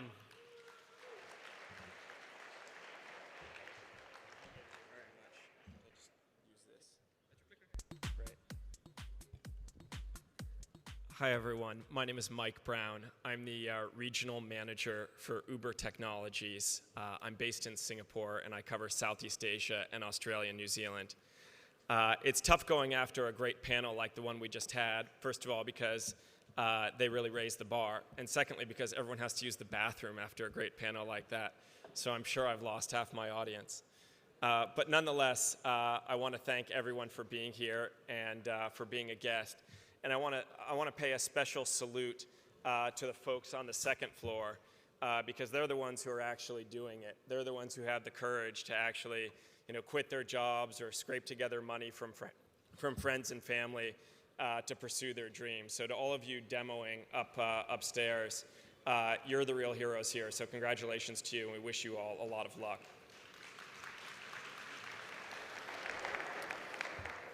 I'll try to get through this relatively quickly because my hope is there'll be time for questions. That's the most fun part. So I'll give you a quick infomercial on Uber, and then I'd like to share with you just a few thoughts on maybe some of the reasons why Uber has been relatively successful, though we still have a long way to go, I should say. So our story. Uber was started by these two fellows, Travis and Garrett, when they were in Paris, France. After the end of a conference, very much like this one, they wanted to go get a bite to eat. And for the life of them, when they were leaving the conference, they had a really difficult time getting a ride from point A to point B. And they thought to themselves, wouldn't it be magic if they could click a button and automatically a vehicle could come pick them up, ideally a really shiny, fancy vehicle, so that they could impress their friends and take them out for a nice dinner. Now, this goes back to something I think Hugh said. I really liked Hugh's talk a lot, where the could have to should have, because this was just an idea when it was started in Paris. But what Travis and Garrett did was they went back to San Francisco, their hometown, and they asked, should this exist? So they built this little app for their iPhone, and they decided to share it with their friends. So Uber was born. And so Uber really became everyone's private driver. If you haven't tried the app, we'd love for you to do it. You download it onto your Android or your iOS device. You register, it's free to do. You request, you ride, and you rate. It's that simple. Now, what Garrett and Travis didn't realize was going to happen was really a revolution in transport was born. And it wasn't because they intended to do it. It was just because they were scratching an itch for themselves. It turns out in transport, here in the Philippines, just like where I live in Singapore, and just like where other people may live in the US or Europe, people kind of want the same things. They want affordability. They want reliability. They want safety. They don't want to have to haggle or worry about whether they're going to get taken to some dark alley. They just want to get where they're going when they want to go. And they want to know that whatever time of day it is, whether it's raining or snowing or sunny, or there's floods, like sometimes there are here in Southeast Asia, that they can count on their transport to be there for them. And really, in developing this little app, Uber was able to address a number of these issues and create a revolution. Now, I didn't found the company, I just worked there, so I can talk about it with some stars in my eyes, because it really has been an amazing adventure. But for those of you out there who are thinking about starting your own company, let me be really clear. It's hard. Every day is hard. Every day there are challenges. Lots of days I'm really stressed out, and lots of nights I can't go to sleep as easily as I would like because my mind is racing with what's happening the next day. So if you're going to do this, It's not like an alternative lifestyle thing. This isn't like the easy road. This is something to do because you're really passionate and you really, really want to create something. I would even go so far as to say this isn't about exits and money. This is about having a mission and getting other people to jump on board who share your mission. In the case of Uber, our mission is simple. We want to fundamentally change the value proposition for private vehicle ownership. Now, if you know that you can get a ride for really, really low cost, whenever you want, wherever you are in the world, and it's going to be safe and easy and good, that might make you think twice about buying a car, or a second car, or maybe buying your kids a car, or your spouse a car, whatever it is. Well, that's what Uber sets out to do, is fundamentally change the calculus about private vehicle ownership. The net result is that our cities get less congested, there's less traffic on the roads, transport becomes cheaper, and we create millions and millions of jobs in the process. So that's really what we're trying to do, and well, we're maybe about 1% of the way there. We've got a ways to go. So let me click the button. Today we're in just over 300 cities in 55 countries. We're in most countries in Southeast Asia, but again, many people still haven't heard of Uber, and they still think that they have to drive wherever they go. So our work is still cut out for us to educate people on how using this shared vehicle transport infrastructure can really change lives. Did you know that if you own a car, for the most likelihood, you probably use that car about 4% of the time? 96% of the time, that car is probably sitting somewhere, in a parking lot, at your friend's house, maybe in your garage at home. That's an underutilized asset. That's something that you paid a lot for, but you're only getting a little bit of use or enjoyment out of. When we talk about the sharing economy, fundamentally, I think my colleagues from Airbnb would agree, that the sharing economy is about taking assets that are underutilized and increasing the utilization so that in the process, you get more value out of those assets, and ultimately, in the process, you bring new value through the form of lower cost to consumers and more value to the owner of that asset. We'll talk a little bit about that in a second. So we have our Uber Black, which is the original fancy sedan product if you're going out for a nice night on the town with your significant other. Uber X, which is the low-cost, everyday product, which has now been incorporated into the regulations here in the Philippines, the first country to do so outside of the United States. And we really salute the Philippines for being so technology forward and sophisticated in recognizing that the sharing economy is real and it's here to stay. I really want to double click on this point because the Philippines has been a major, major thought leader globally. And companies like Uber and other sharing economy companies are really benefiting from the good thoughtfulness that the Philippines government has brought in regulating ride sharing.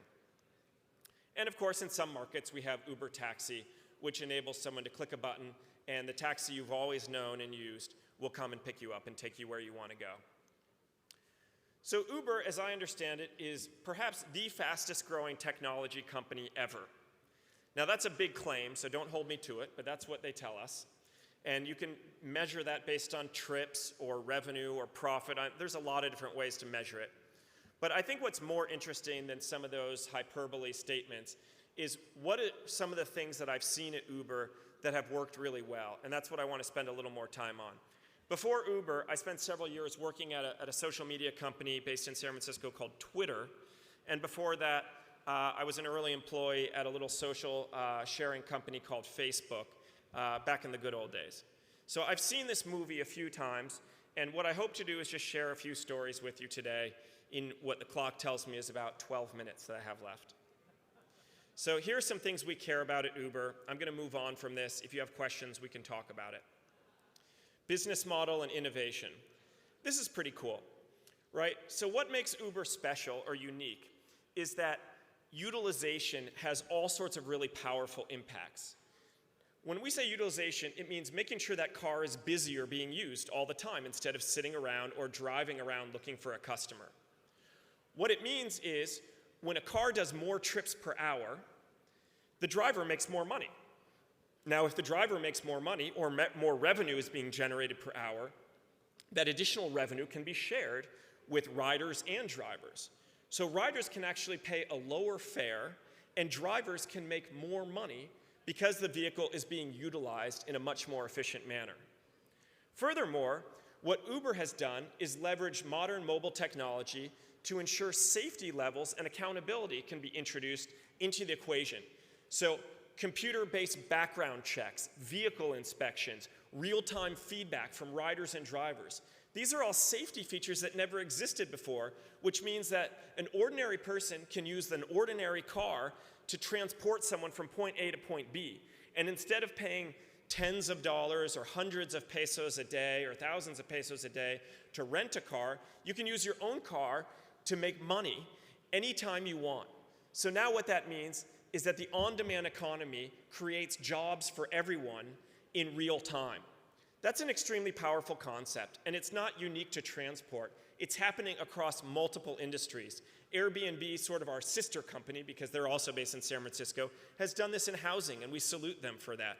There's a number of other industries where the sharing economy is helping people take assets or talents or skills that they already have and monetize them in new ways by bringing people together in marketplace models that some of the investors just recently discussed. So cut price, more demand, higher trips per hour, more revenue in the system means more value for drivers and lower prices for riders. It's a pretty simple equation, but it's a very powerful one, and it's at the core of what makes Uber special. So here's a little bit more about some of the things I think are unique about Uber. I think that, and this is really oriented towards the entrepreneurs or soon-to-be entrepreneurs in the crowd. Data for and by everyone.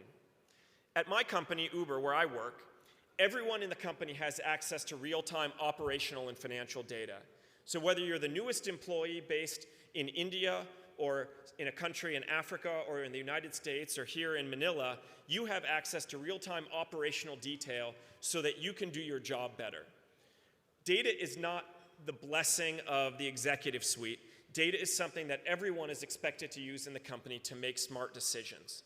Now, that's not necessarily a new concept. I think Google was really a company that pioneered this notion of data-driven decision-making. I think what Uber has done really well is build an internal infrastructure, a stack based on our own software, largely leveraging open source technology, to make sure that whether I'm on my mobile phone while I'm in Manila, or whether I'm in front of my computer at home in Singapore, I have access to real-time data that helps us make important strategic decisions around how to recruit drivers, how to position vehicles on the roads, what to communicate to riders so that the whole marketplace works more efficiently. So I would encourage you, when you're starting your company, to think really hard about data as a key asset and making it available to your teammates, no matter who they are in the company. Because someday, when your company grows, those colleagues are going to be thousands of miles or kilometers away, and you're going to want to make sure they have access to the same data and insights that you do so that their decision-making is in line with the same decision-making you would make. Relentless hustle and speed. We have been sometimes said to be an aggressive company because we move really fast. And I think that's really true. The beauty of working for a company that moves really fast is when you fail fast and you recover fast.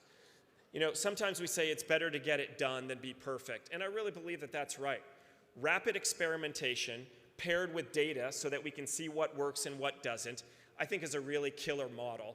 And I think that's true regardless of your business. So that can come in the form of multivariate testing for web design or mobile design, the messages that you send out to your customers. Maybe one cohort gets one type of message and another cohort gets a different type of message, and you can see which works better. If you're unfamiliar with the term cohort, I encourage you to become familiar with it because it's a word we use a heck of a lot at Uber. Because cohorts means experimentation. It means testing messages and concepts and economic offers to different groups of people to see what the experimental outcome is so that we can then roll out the positive result to the broadest number of people to get the best result as fast as possible. At Uber, we're organized by cities. Why does that matter? Well, in the past, at Twitter and at Facebook, where I worked previously, and things may have changed, I may be out of date, so forgive me if you work at one of those companies, we were organized in functions. So if you worked in marketing, you reported to someone who was in marketing, who reported to someone who was in marketing, who reported to someone who's in marketing, you get the idea, until you get to the CEO. At Uber, we really look at ourselves as having 300 startups in 300 plus cities around the world. And more than just fluff or speak, I really mean it, it's true. I feel more agency and more ownership in my job today than I ever have in any job I've ever had. And I'd like to think, now I'm a manager, so maybe I'm biased, but I'd like to think that my teammates, even folks who work for me, feel the same way because they own their city and they make decisions about their city. Now, we have a unified technology stack that's developed in San Francisco, but pricing and promotions and how to communicate with riders and drivers and how to work with government and media, these are all decisions that the general manager and the small teams in cities make each and every day on their own, so they really get to run their own business. When people have a strong sense of agency, they work harder. They work nights and weekends because they're the boss. They call the shots. And frankly, let's face it, it feels good to be the boss. So to the extent that you're running a business and you can create bosses in your business, meaning people who have a really strong sense of agency for something inside your company, I think that's awesome, and I think it'll set your company up for success. Just a personal opinion. We focus on riders and drivers and not much else. What does that mean? It means we think about two things. We think about getting riders from point A to point B really safely and really comfortably and affordably. And we think about how much money drivers make and whether drivers use our technology to better their lives. Everything else is noise. So when you're building your company, whether it's on a monthly planning session or even a weekly plan, I really encourage you to know what the heck is most important and focus on those one or two things and forget everything else. Because if you don't know what's important, or if your teammates don't know the one or two things that's important, you've got a real strategic alignment problem. And the chances that you're not going to be successful are growing. Without giving too many specific examples, at least in a public forum like this, one-on-one I can tell you, I've been in situations in my past career where I felt like you could ask 5 people what we're going to be when we grow up, and those 5 people would give 5 different answers, or they wouldn't have the same sense of prioritization. I think that's a serious problem. At Uber, luckily, I don't think we have that problem. We have a really, really clear sense of what matters. Rider safety and affordability, driver profit. Those are the things we care about, and everything we do should be oriented towards those two things. Inspirational founder. Our founder is called Travis Kalanick and Garrett Camp. Both of them are still deeply involved in the company. Travis is our CEO, and let's face it, he's not a wallflower, he's not bashful. He jumps in on email threads and says, you guys are all wrong on this point. You're not thinking about it right. Here's the 3 things you should do differently, right? And it's important that Travis instills his vision and his view, but also Travis's behavior internally sets the company culture. So if you are a founder or you're going to be a founder, think about your actions, not only for the actions themselves, but about what it signals for others and how you want other people on your team to act. If you want to create a culture of fierce honesty where people really call each other out when they make bad decisions, well, start doing it yourself. If you want to foster risk-taking in your company, then you should celebrate your colleagues' risk-taking even when that risk was a total failure. Dare I say, especially when your colleague's risk was a total failure, because it's easy to celebrate success. As the founder, it's much, much more difficult to celebrate failure if it reinforces a value, right? So I think that founders play a really, really critical role in setting culture. And dare I say it, when you lose your founders, you lose a major piece of your culture. And so I think that's something really important to think about when you're either investing in a company or when you're part of a company, is how can you keep your investors as the soul of your company and the voice of your company to reflect not only their vision, but the values for how they want the company to operate. And then innovation. This goes back to this idea of hustle and speed and trying new stuff. At Uber, we talk about utilization. It's one thing to pick up somebody in a car, drop them off at a location, wait for the next call to come in, and then pick them up. That's okay, but what about a world where you can pick up one person, and then the algorithm tells the driver, oh, you can actually pick up a second person, and maybe a third person, and then drop off the second person, and then drop off the first person, and then pick up a fourth person, and then drop off the third person.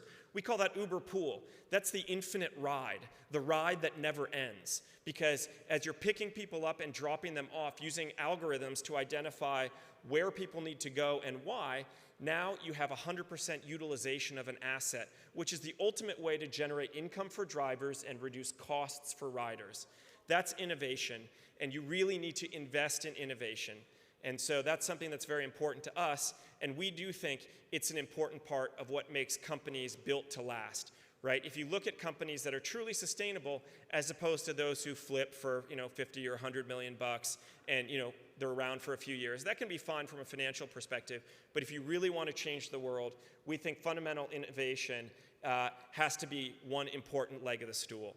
And so we'd encourage you to think about that. Now, I only have about a minute left. So I want to just talk really quickly about partnerships with government, because it's a pleasure to talk about this topic in the Philippines.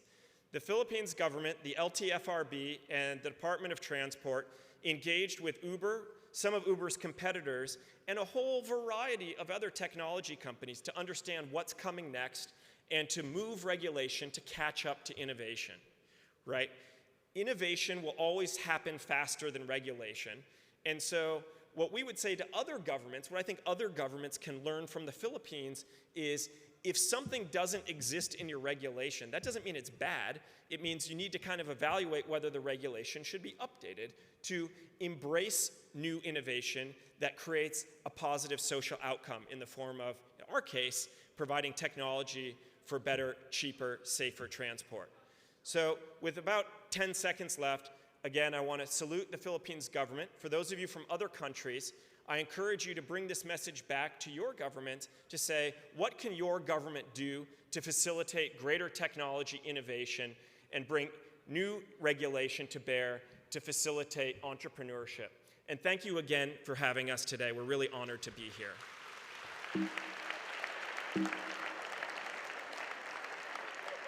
How'd I do? Do we have any time for questions?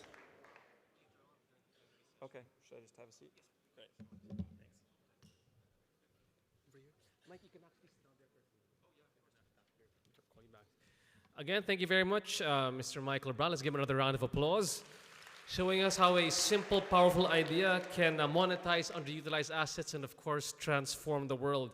And in a similar vein, we'd like to welcome a gentleman who was greatly important in steering his own company to where it is today, a company that continues to revolutionize the hospitality industry here and, of course, around the world.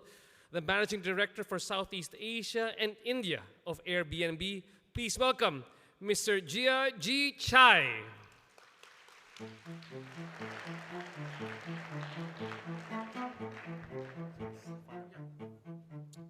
Kumusta? Hi, everyone.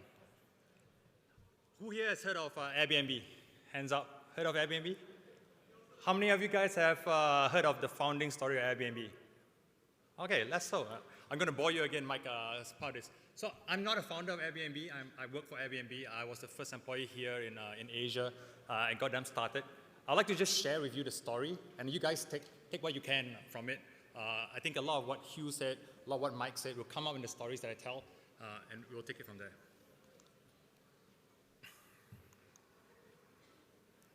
So the founding story of Airbnb. Airbnb started by solving a problem. Airbnb was started by two gentlemen, Joe and Brian, and later joined by another gentleman called Nate. And this was Brian and Joe's apartment circa 2007. They had a simple problem, which is something that a lot of people face, which is that they were living here, they had just moved in, and they needed to pay rent. They were both out of a job, and were looking for a way to sort of settle the bills. Turns out that weekend, there was a design conference in San Francisco. And they decided, hey, if you look across the apartment, right, there's actually quite a lot of space. And there were a lot of news at the point in time where all the hotel rooms were booked out, and people were looking for space to attend the conference. So they decided that they could actually host people, provide bed and breakfast, cook them breakfast, and make money out of it to pay their rent. So came the idea of air bed and breakfast. Air bed because they didn't have any beds, so they pulled out 3 air beds, inflated it, and decided to call it air bed and breakfast. And this was their minimum viable product. They set it up the website in 48 hours, put it up on the design conference site, and they actually got 3 people who actually applied. Turns out that an engineer from India, a designer from Boston, and a father of 4 from Utah came and stayed with them over the week's conference. They went for the conference together. They cooked breakfast for them, hosted them. At the end of the conference, they had two things. They had friends, 3 people that they met and really enjoyed the company of, and they had a business idea. All fine and great, and at a point in time, they had a great idea and decided to sort of embark on it. Turns out it's actually not such a great idea at a point in time. They went around shopping this idea and said, we're going to do this Airbnb breakfast thing for a lot of events around the US. Turns out there are not many events, and it was actually a pretty long slog. Between 2007, 2008, the company actually chalked up over $30,000 in debt. So not so many finance options at the point in time who could finance them. There were about $30,000 in debt. You know those binders that you have for collecting basketball cards? Their funding was basically credit cards all slotted into that binders. So there were pages and pages of that, and there were $30,000 in debt. So they had to find a way to sort of get themselves out of the hole, and no one would fund them. It was around the time of the 2008 elections at a point in time. So what they decided was, like, why don't we think about the breakfast part of our business instead of the airbed part of the business? And they thought, Brian and Joe, who were the designers, thought, yeah, why don't we sell breakfast cereals? So they designed this limited edition Obama O's and Captain McCain's, the two candidates at the point in time, and decided to sell them and send them into radio stations around the US. They got press out of it. They sold each one of these boxes for $40. They actually hand glued each one of these by themselves. They went to the supermarket, bought a whole bunch of generic cereals, put them all into like these design boxes, and sold them at $40 each. They made more than the $30,000, and at one point in time, they were actually seriously thinking of going into the breakfast cereal industry. Fortunately, they didn't. But actually, what was more interesting from this was that this was the story that actually led them to get their first funding, right? The whole idea of having strangers staying in each other's home, when they brought it up to the first early founders and getting into the Y Combinator accelerator program, Paul Graham told them, like, this is the stupidest idea I've ever heard. But just before they left, the pitch to Paul Graham, Joe pulled out one of these boxes and gave it to Paul Graham. And Paul Graham was like, what's this? And so, Joe and Brian told him the story, like, hey, this is what we did. We were out of money. We decided to design cereal boxes, and, we made some money out of it to survive. So Paul Graham said, you guys, this is the craziest idea, but like, you guys are like cockroaches. You guys won't die. You'll find a way to survive. We'll get you into the program. From there, it turns out, the whole idea started getting traction in New York, and the company has grown since. So this is Joe, Brian, and Nate. Nate is the guy in the center. I'll leave it to you guys to figure out who's the hacker, the hustler, and the hipster. But Nate has the Harvard computer engineering degree. Brian is the speaker at his convocation. And Joe is a designer before he joined Airbnb, he used to design bucket seats for people. So since then, where has Airbnb gone? So today, where is an apartment for a night? Somewhere in Manila, in Paris, or a castle for a week. On every one night, there are about 100 people staying in castles on Airbnb around the world. We have more than 2,000 castles right now on our platform. Or a villa for a month. Airbnb connects people to unique travel experiences around the world and empowers hosts around the world as well. In the same way, Airbnb has provided the founders provided themselves a way to sort of seek income.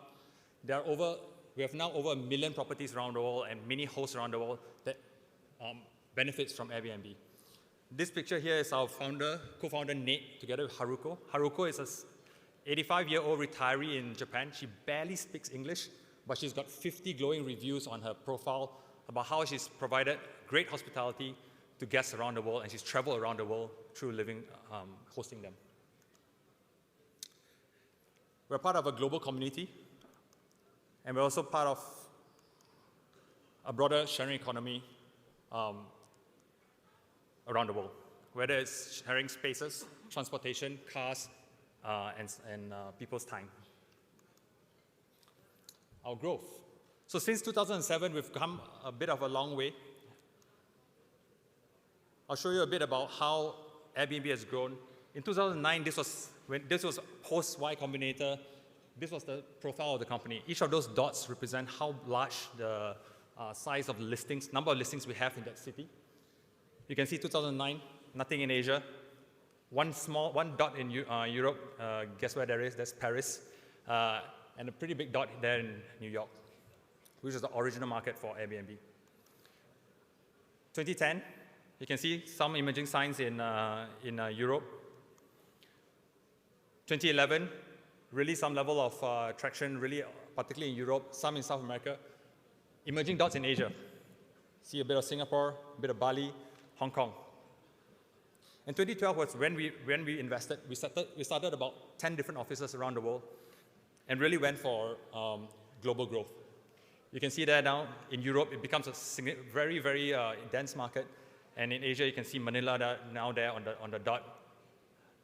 2013, a bit more. Even Boracay now is on the dot as a map there. And 2014, end of last year, large markets across Asia, US, and Europe.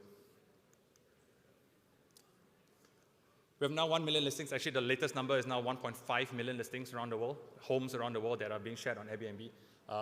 The fun fact for, I talked about castles just now, the fun fact for boats and boat houses, we've got over 1,000 boats and boat houses. That's actually larger than the Spanish Armada, apparently. We're in 34,000 cities and 190 countries. The latest country to come to the list here is Cuba. Some of you may have heard, we actually helped the Cuban host actually list their space on Airbnb. When we first started, we started off with 1,000 hosts in Cuba. Within a month, we've got 2,000 hosts now in Cuba that sort of benefit from the tourism that goes to Cuba through Airbnb. And our global community is growing and sharing like never before. So this is a growth of Airbnb back in the early days of 2008. Some growth there. At the end of 2014, we had 10 million guests who had ever used Airbnb. At the start of this year, there was 30 million guests. So you can tell that like the growth has been pretty exponential in the past few years. I want to talk a bit more about, at the macro level, what does that mean? So when you talk about world-changing ideas and global marketplaces at scale, what does it actually mean for communities? And I'll talk a bit about what does it mean for hosts.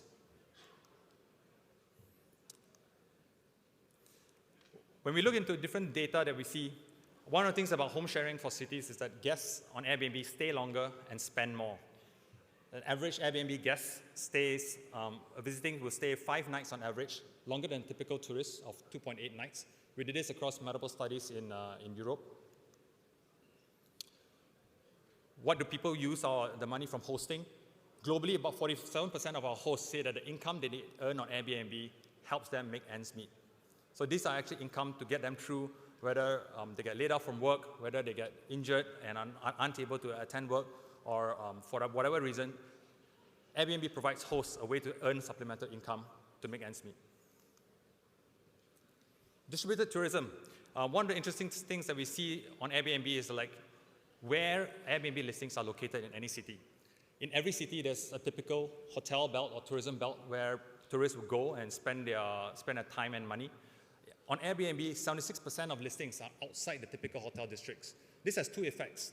One, it sends tourists and travelers into really local areas within the city. Two, it provides income and tourism benefits into these areas of cities that typically would not have seen tourism benefits. Instead of the traditional tourist belt, you get tourists spending money in mom and pop shops outside the traditional hotel districts. Reduce environmental impact. This should be pretty obvious. If you're using an Airbnb, there's less water, less energy use, simply because you're not going to change the stuff every day and the intensity of it is not as large. And one of the most interesting things is really around surge capacity events. The original idea of Airbnb came from the whole design conference in San Francisco. Last year, during the World Cup, in the run-up to the World Cup, the Brazil government approached us. They were struggling to get the stadiums in place, and they definitely did not have most of the hotels and infrastructure in place. We worked with them to sort of provide accommodation through Airbnb. In that, during the World Cup, 1 in 6 people who traveled to the World Cup to attend it stayed on Airbnb. At the end of that period in time of the 1-month tournament, Airbnb sent $38 million to the Brazilian host that we had at the point in time. That translated to about $3,000 for every one host that hosted on Airbnb. Imagine what 3,000 US dollars means to an average Brazilian person. The impact of that is that we've now been signed up to be the official sponsor of the 2016 Olympics, again in Rio, where instead of building hotels just for one event, they're going to allow people in the Brazilian economy benefit from the tourism dollars that come with the Olympics.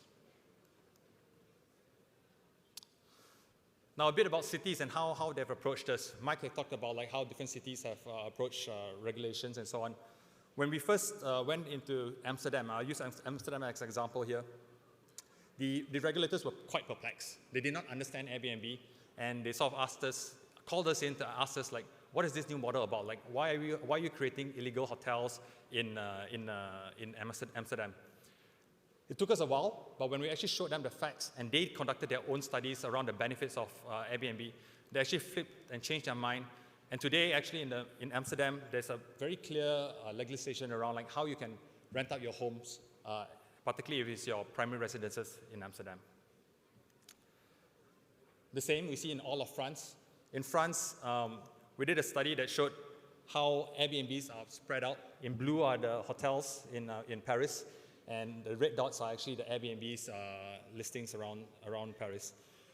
We took a look and we found that data is almost quite old now. Airbnb contributes about 240 million to the Parisian economy in any 1 year, and 70% of the Airbnb properties were outside the 6 main hotel districts. As a result of some of these studies, France decided to sort of allow anyone across France to rent out their primary homes, without needing any kind of regulations or any kind of permits. And most recently in London, they decided that Airbnb was, they set up rules for short-term rentals across the city, allowing people to share their homes. I'll finish with two stories about the real impact, right? I'll talk to you about overall impact at the size of the traveling scale, the impact on cities. But what really matters most and what matters to the people at work at Airbnb is really what happens to the host. I'll pull out one example here. This is Patrick. He's actually a host in Manila. He has one home. And next to him is actually one of my staff who manages the host across Manila here. Patrick was unfortunately the survivor of brain cancer, and he had 3 different surgeries on him that left him paralyzed. However, because of Airbnb, he's now able to sort of meet people and host people in his home here in Manila as an income to supplement him as he sustains and goes along and lives in Manila. He has helpers and all to help him with it, but he's one of our top hosts actually in Manila, and he enjoys the idea of being able to still go out and meet people without actually traveling. And the last example is from New York, but has a relevant, pertinent story here for this part of the world. This is actually Shell's, the lady at the bottom.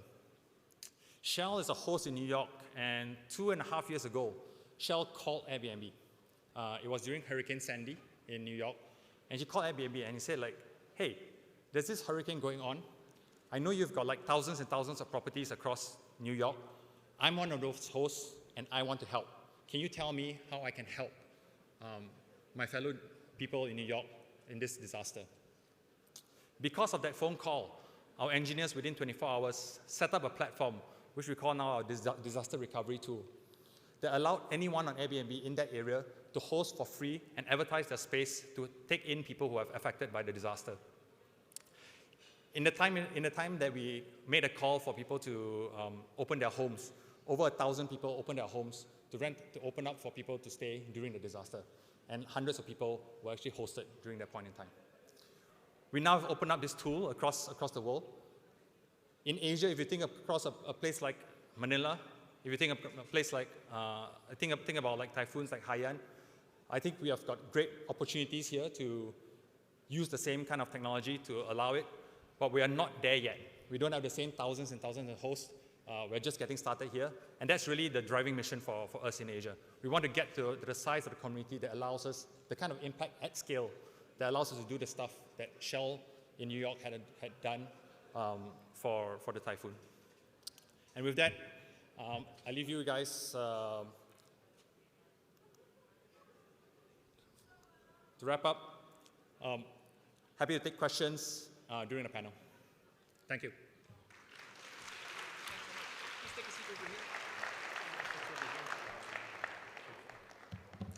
Again, thank you very much, Mr. J.J. Chai. Again, a holistic perspective at taking a look at how the sharing economy is impacting the entire world. And with that, I'm sure many of you are thinking right now how we can get more interconnected with business and also thinking about how we can contribute to the sharing economy. Now we'd like to head directly into our third panel discussion and give our panelists their own thoughts on the topic of redefining scale on a global perspective or on a global marketplace. To help us with this discussion, please welcome on stage the co-chairman of the National Competitiveness Council, Mr. Guillermo Luz.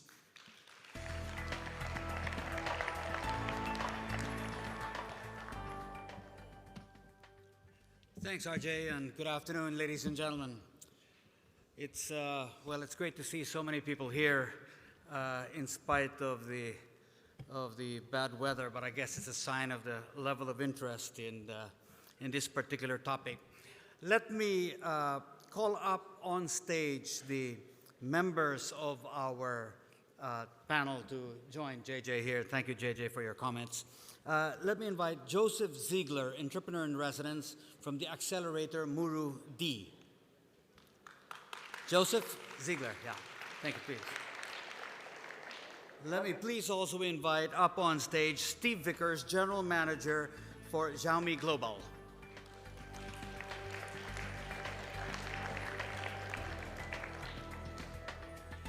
Let me also invite up on stage the Country Manager for Google Philippines, Ken Lingan.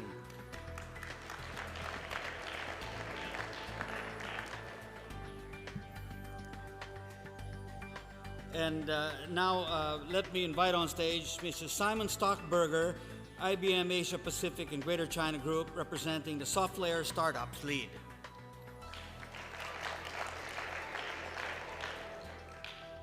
And from Uber, the Regional General Manager, Michael Brown.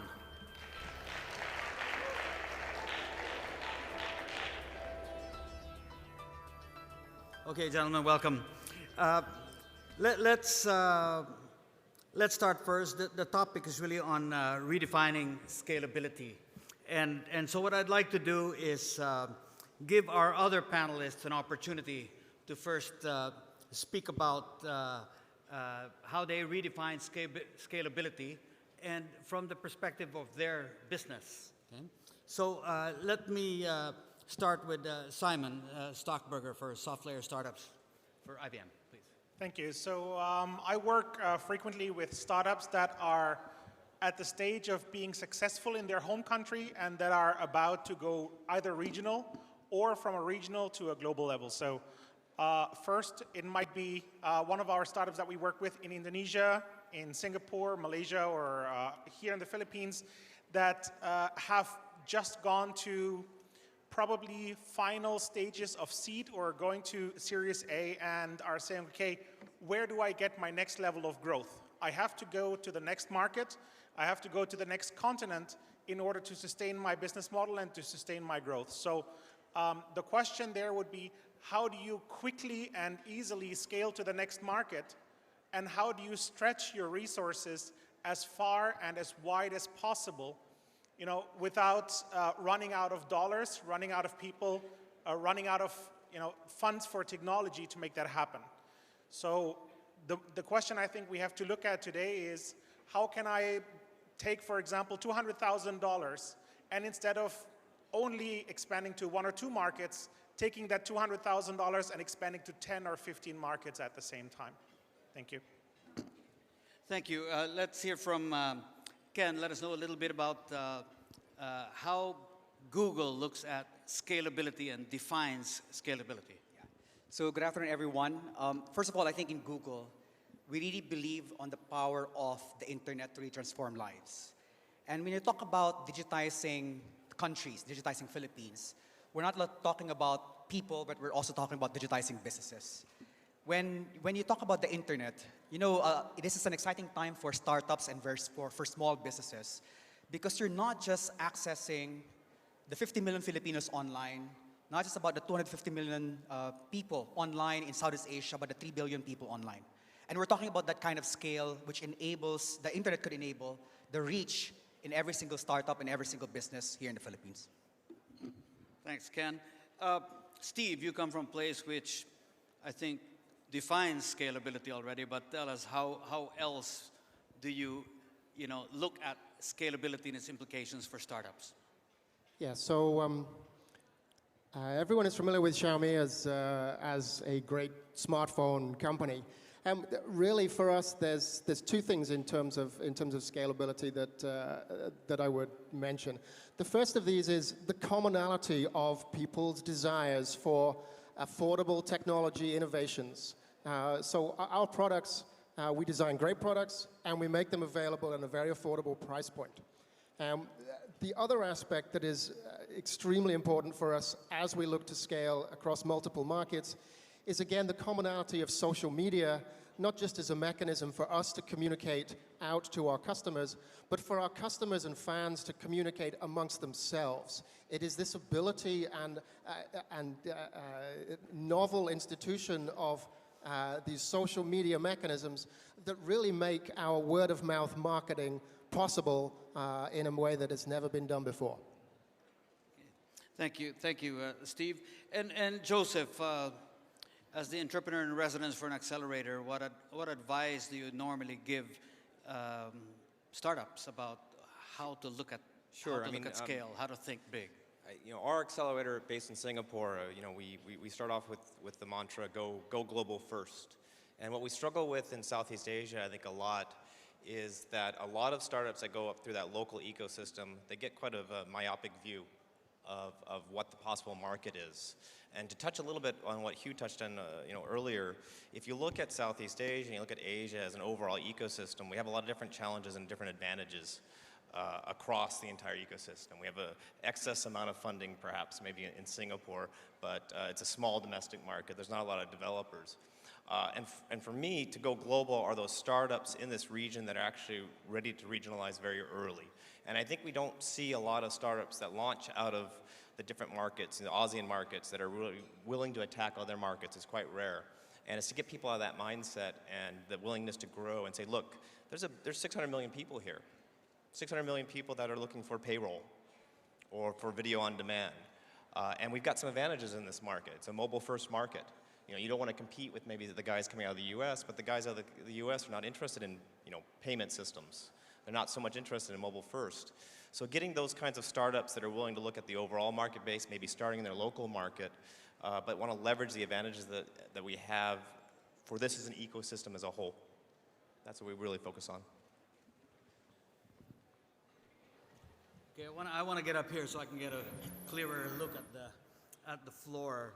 And we're going to open up the floor to questions, and RJ is gonna help me out here with this.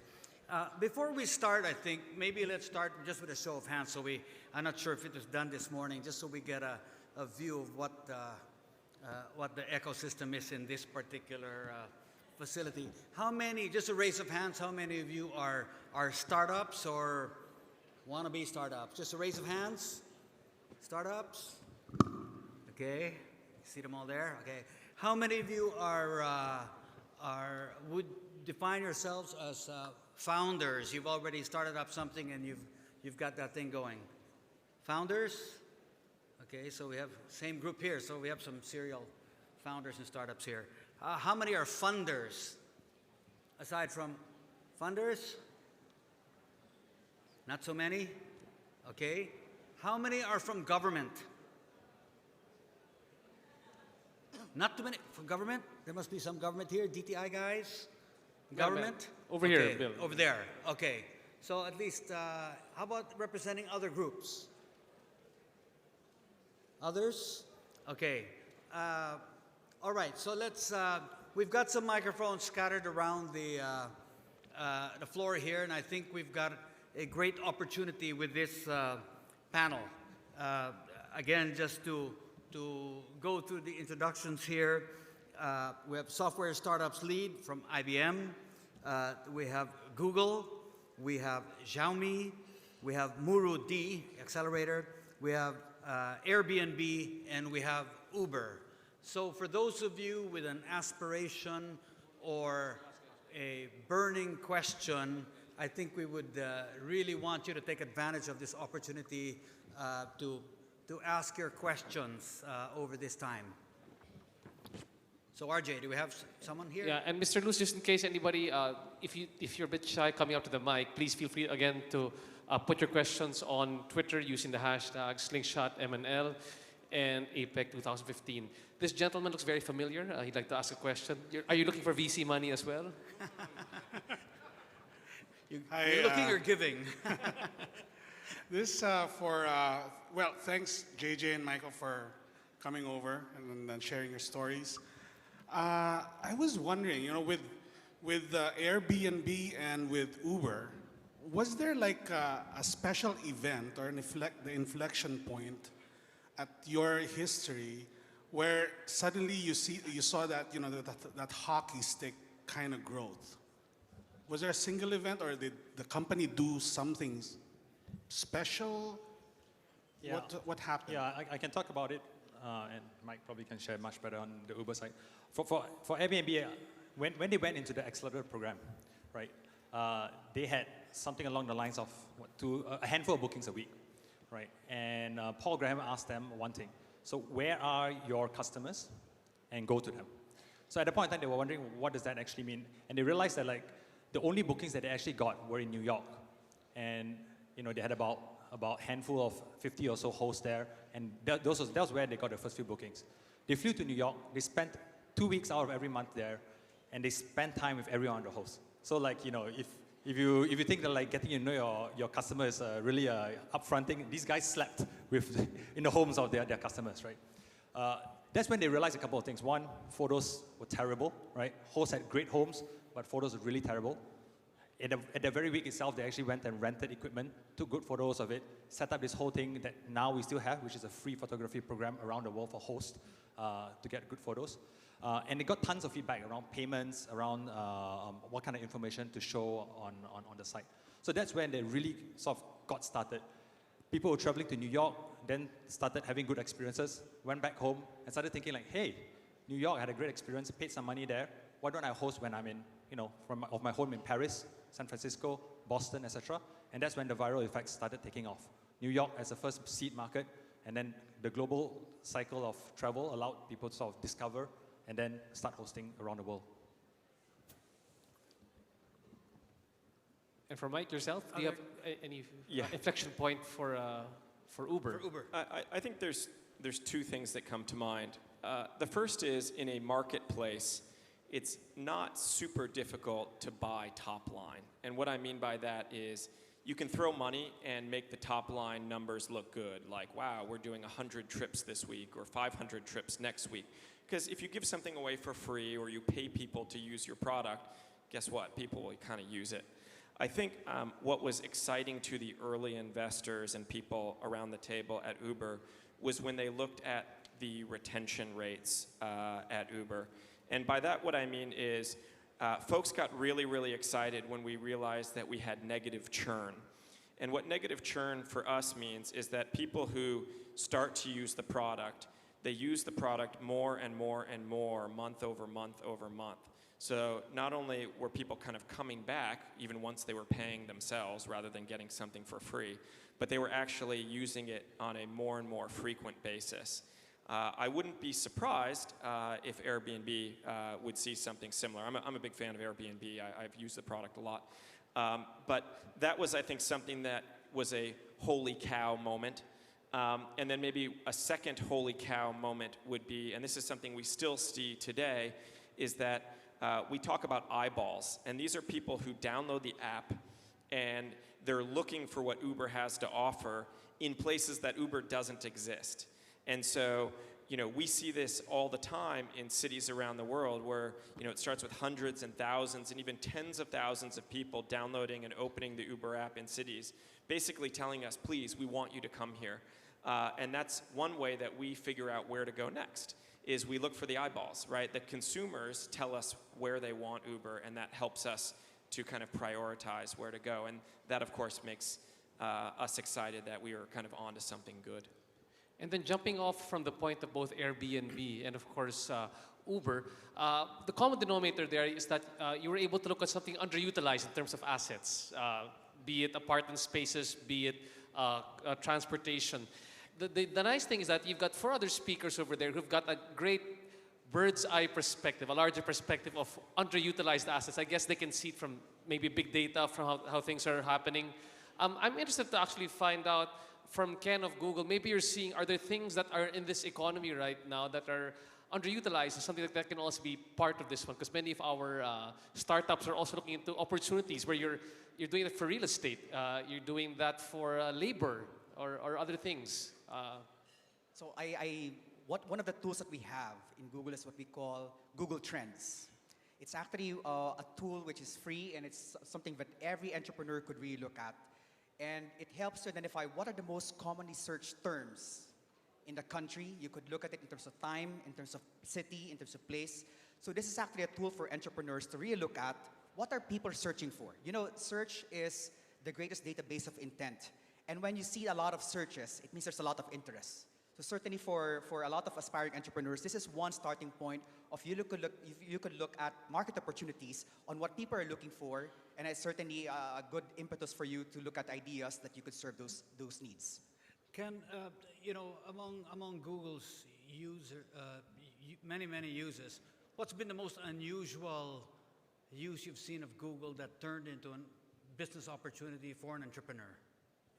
Okay, I don't have one single idea that really comes across, but we have a lot of Google search stories. I think there's one particular story in Cambodia where he was able to cure one of the sickness. This is really happening in a village, simply because they found out that there's something about there's a lacking mineral that is really lacking on the nutrients or nutrition of people in Cambodia, and they were able to find an idea of how to address it. But certainly in every single country, there's a lot of, when people have questions, they turn to Google to look for answers. And certainly, there's a lot of opportunities here in the Philippines of you have these questions, and they look for it as a starting point for ideas. But I don't have one that comes into mind, but certainly you have these stories in every single country. Thank you. And Steve, I think wanted to add something earlier on. Steve, go ahead, yeah. I'm sorry. Yeah, in terms of underutilized assets, and biggest piece of advice I give all the startups in the room: listen to your customers. It's one of the key aspects that Xiaomi has leveraged on a huge scale.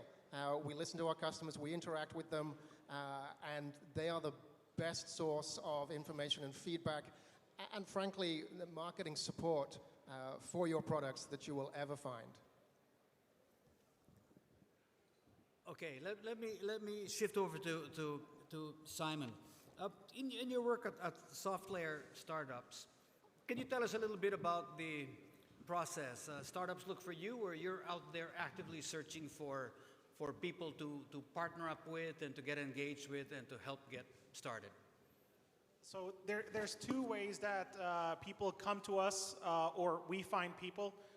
We have a program that lets startups use the cloud or software infrastructure for free for 1 year, and especially in a period where these startups are looking to expand globally and say, okay, I want to now host my product in a cloud data center in 10 different places around the world. Many startups have, very small expenditures, say $50 or $100 per site to host their environment on the cloud. And they can quickly, with the, say, $1,000 of hosting credits that we provide per month, say, okay, I'm now going to try this out at no cost to me at all in 10 different cities or 10 different data centers around the world, in Europe, in the US, in Tokyo, in Hong Kong, Australia, to quickly say, okay, I am going to build a beta version of my product and test how it works in these different markets. and especially for cloud providers that have a big footprint, you can ride on those cloud providers, and within 1 week, you can have a European environment, you can have an American environment, a Japanese, and an Australian environment with very good performance and response time, where you can test out whether your thesis and your thoughts about that market are actually true. So, we obviously participate in these kind of events. We go very aggressive on social media. Probably social media is one of the strongest points that has helped us find new startups. Okay, LinkedIn and the likes. Okay, thanks. Joseph, you mentioned this, but I wanted you to elaborate a little bit on it. The challenge is really thinking and defining scale. And, when a startup comes to you or wants to join your accelerator, is there sort of how do you address the mindset of scale? How do you define it? Is there sort of a minimum you want them to think about before they go out there? Because you said think global, but think global can be quite daunting, for a startup. So how do you figure that, people need to think well beyond their local markets? There we go. One of the great advantages we have in the Singapore market is we don't have anyone that lives there. So there's only 5 million people. So it forces that mindset to begin with, that, very rarely do you see a startup that just focuses purely on the domestic market. It's just too small. You've got Indonesia next door, 55 million people. You're just outnumbered everywhere. So the advantage we have from kind of the local Singaporean market is they've always had to think somewhat global. What's more interesting is when we start to get people that are coming in from the rest of the area. So we have, I think, the second biggest group of applications we got this year was Philippines. And then followed not too far behind by a couple of the other bigger ASEAN countries. They come in, and you can see they were actually focusing really heavily on a very local problem. The problem is to have an ecosystem, you actually have to have like a beginning to an end when it comes to a startup. And a lot of the local markets, although a lot of progress has been at the beginning, it runs out of runway. And so the really interesting guys that we get who have pivoted, who have started to look global, realize that the idea that they were focusing within the local markets is never going to get them to any kind of exit. That they're going to have to go and look at the bigger markets, not only for a customer base, but in order to get the type of support and funding, and then ultimately there has to be an exit. And unless you're going to list, somewhere, ASX, you're going to have to get acquired. So there's actually a big advantage that these startups that come to us, when they finally kind of start looking at Singapore, have been through so much pain and had to survive for so long with less of an ecosystem that by the time they actually get to us, they started to look out there and go, okay, I have to solve bigger problems. I have to see where this applies across other markets. Or I have to be very attractive if I'm going to keep attacking the local market to know that I'm going to have to go out to the other market. Okay, thank you. You had a question here, RJ? Yep, we have somebody here. I see Maria's got a question. Maria, fire away. I think from Rappler. So can I ask you a two-part question? One is, what one single characteristic do all successful startups have? And then corollary to that, most of you guys, certainly Airbnb and Uber, you have to find that balance between scale and revenue generation. Where is the point when you begin to think revenue instead of scale? Anybody want to take a crack at that? All right. Okay, Mike, you first. I'll be real quick. Thank you for your question. The first answer on the one attribute I would say is perseverance. Because like Hugh showed that curve of the ups and downs, and I tried to talk about it, there's plenty of both, and it really is a roller coaster. So I think that it's never a declared victory, and it's never the end of the world, and so just being able to kind of push through is important. And then the second answer I would give is prove the unit economic model works and then scale like hell. Forgive my French. And what I mean by that is the world is so global and things move so fast, and there are so many copycats these days with very talented people and access to capital that I think speed and scale really do matter a lot, or else you're going to miss out on a chunk of the opportunity. But with that said, you have to believe that your business does work at the unit economic level. Otherwise, you're sort of scaling losses forever, and you can't convince yourself that there's a real business to be had. And so that's been important to Uber and some of the other businesses that I've worked for in the past. Maybe just one point on perseverance. Interesting story around how in the early days when Brian, Joe, and Nate were looking at funding, they have this great story around like meeting a VC in a cafe, and the VC, they were pitching to the VC. The VC had a strawberry smoothie they're drinking, and they're listening to the story. Halfway through the smoothie, the guy stands up, leaves, goes to the car park lot, and just leaves, just disappears. So like doesn't say bye. It leaves Brian, Joe, and they're like wondering like, what is this? Actually, Nate was actually coding away. Like it was just Brian and Joe, like telling them like, oh yeah, the investors were quite keen, But they had plenty of no's, right, in those days, and they really had to persevere through to really believe in it, right down to selling cereal. On the other note around like revenues and all, I don't think there's any clear answer and no fixed formula. For Airbnb, it's actually pretty a bit of luck. It came from a user requirement, right? In the early days of Airbnb, there was actually no payments, so you actually didn't pay through Airbnb. But it turned out that like people actually didn't want to be paid in cash, right? Again, another great story behind this. Brian actually was staying with a host. Day 1, forgets to bring the money. Day 2, forget to bring the money. Day 3, the host starts becoming pretty hostile. Like, okay, you're a stranger in my home. Like, start paying up. So this was when they realized that like they really need to put in payments. As part of payments, then they decided like, so this is a nice way to get the fees and provide escrow services as well. Okay, I think we have a couple of tweeted questions. We just got to wait for it to get on the screen so I can actually, we can all read it. Okay, there it is. How can startups scale in markets where regulations are not yet in place for their line of business? Okay, I have a related question to this. I think it was partially answered in a presentation, but this is for all of you.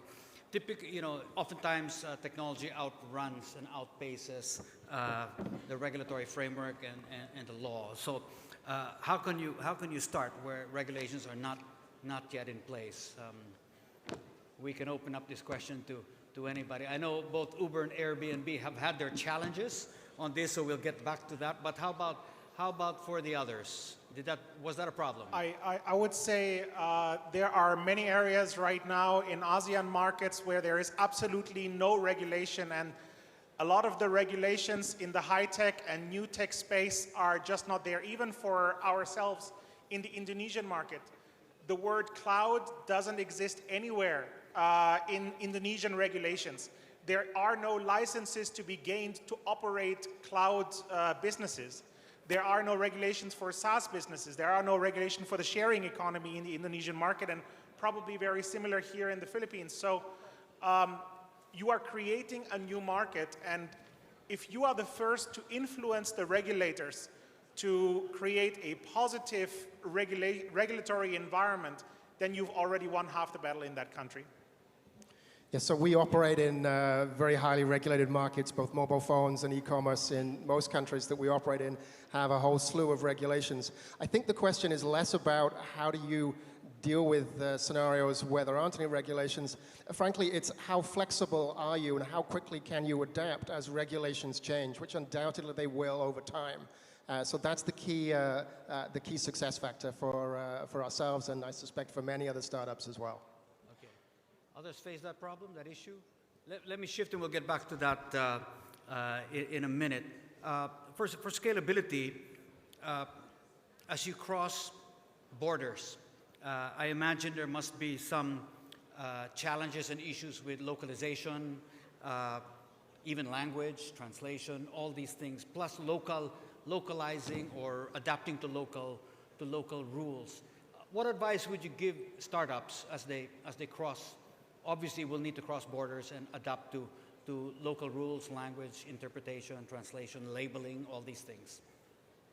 Google, for instance, Ken, has that been a problem at Google? Yeah, I think the way we look at it is we have platforms right now which enable any SME or any startup to go beyond their local market. So we have Google AdWords. We also have our platforms like YouTube and even Google Play. For example, Google Play. We talk about startups here who are perhaps their idea is an app. And when you work with a platform like Google Play, you're immediately looking at a market which is talking about 190 countries where Google Play is available. And you think about problems, the way to really approach it is to redefine market segments rather than looking at nationalities. But as you was mentioning a while ago, you talk about problems, and these problems are cut across geographies or cut across cultures. You have a lot of these problems or segments which are not just limited in the Philippines, they're also existing in other emerging markets.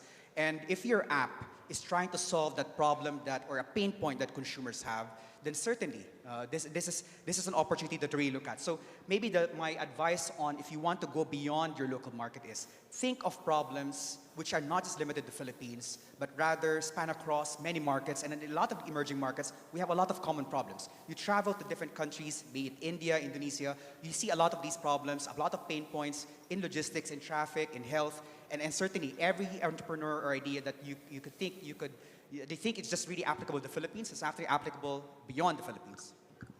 How did any of you figure out going through the bureaucratic maze of tariffs, duties, taxes, accounting? Because your model must account for that somewhere. You've got a core business model, but how did you figure that out? And what's your advice to helping startups figure that out as they cross borders? Because they'll bump into these regulatory walls all of the time. Well, it's the most difficult job for any startup. Find good talent. It's the single most important thing that I have to do. It's the single most important thing that any one of the founders of these organizations, that any one of you will have to do as you expand into new markets, find local people, great talent that can help drive it, that have the same level of energy and enthusiasm that you do, but can then take that and apply it to address the specific requirements of a local market. Hire good people. Yes, please. I would probably say one of the biggest challenges that I've seen is that a lot of the founders in Southeast Asia haven't traveled enough, haven't personally experienced enough markets in the region to be able to judge personally and not by hearsay whether their idea will work. So if you are a founder from the Philippines and you haven't spent at least a month, or let's say at least 2-3 weeks in a market that you're planning to expand to, don't even think about it. If you don't understand the mindset of the people and the types of daily challenges that these people face, you're not going to understand how you're going to have to pivot your product to fit their specific needs. So I think, traveling as a founder, traveling to a particular country and then hiring a team, a talented team that will help you pivot your product towards working in that market is the most important thing that you can do. Yeah. Michael and JJ, how did you tackle localization to the rules, the accounting, the tariffs, the duties, the taxes for each of your products? I mean, there's two types of localization that we look at. One is localization of the product, right? And this one really is, the story here is about building on the shoulders of giants, really. You think about people like Google and all opening up the Google Maps, etc. Uber can have a map anywhere around the world. Airbnb has a map everywhere around the world, simply because of players like this. Similarly, a lot of other issues are being solved on the platforms. Don't try to reinvent the wheel. There are actually a lot of platforms that you can build on to go global on the product side. The other half of it is really around understanding how to run business and do business in different parts of the world. And this one is really about building a team that's inherently local, finding people who actually know the nuances about Filipino culture, about Indonesian culture, about Thai culture, and the team that has ownership to help you drive and make this happen in that country. Michael? I'd say the same. Okay. We've got a question here from the audience. Yep. Go ahead, please. Yeah. RJ, yeah, go ahead. Could you kindly introduce yourself, please? Hi, good afternoon. My name is Burns Puzon from Blast Asia. Just a bit of backgrounder. So this question is specifically for Mr. Brown of Uber, but this can be answered by other members of the panel. So just a bit of backgrounder. I love Uber. I've been using it since it started February last year, and I've been using it in different cities, not just here in the Philippines, but also in the US and other Southeast Asian countries, cities. And recently, I've been talking to a lot of the drivers because I'm interested in becoming a partner. And what I've gathered is they're quite happy because right now there's a bunch of incentives thrown at them, which enables them to earn a lot of money. And it's a good thing.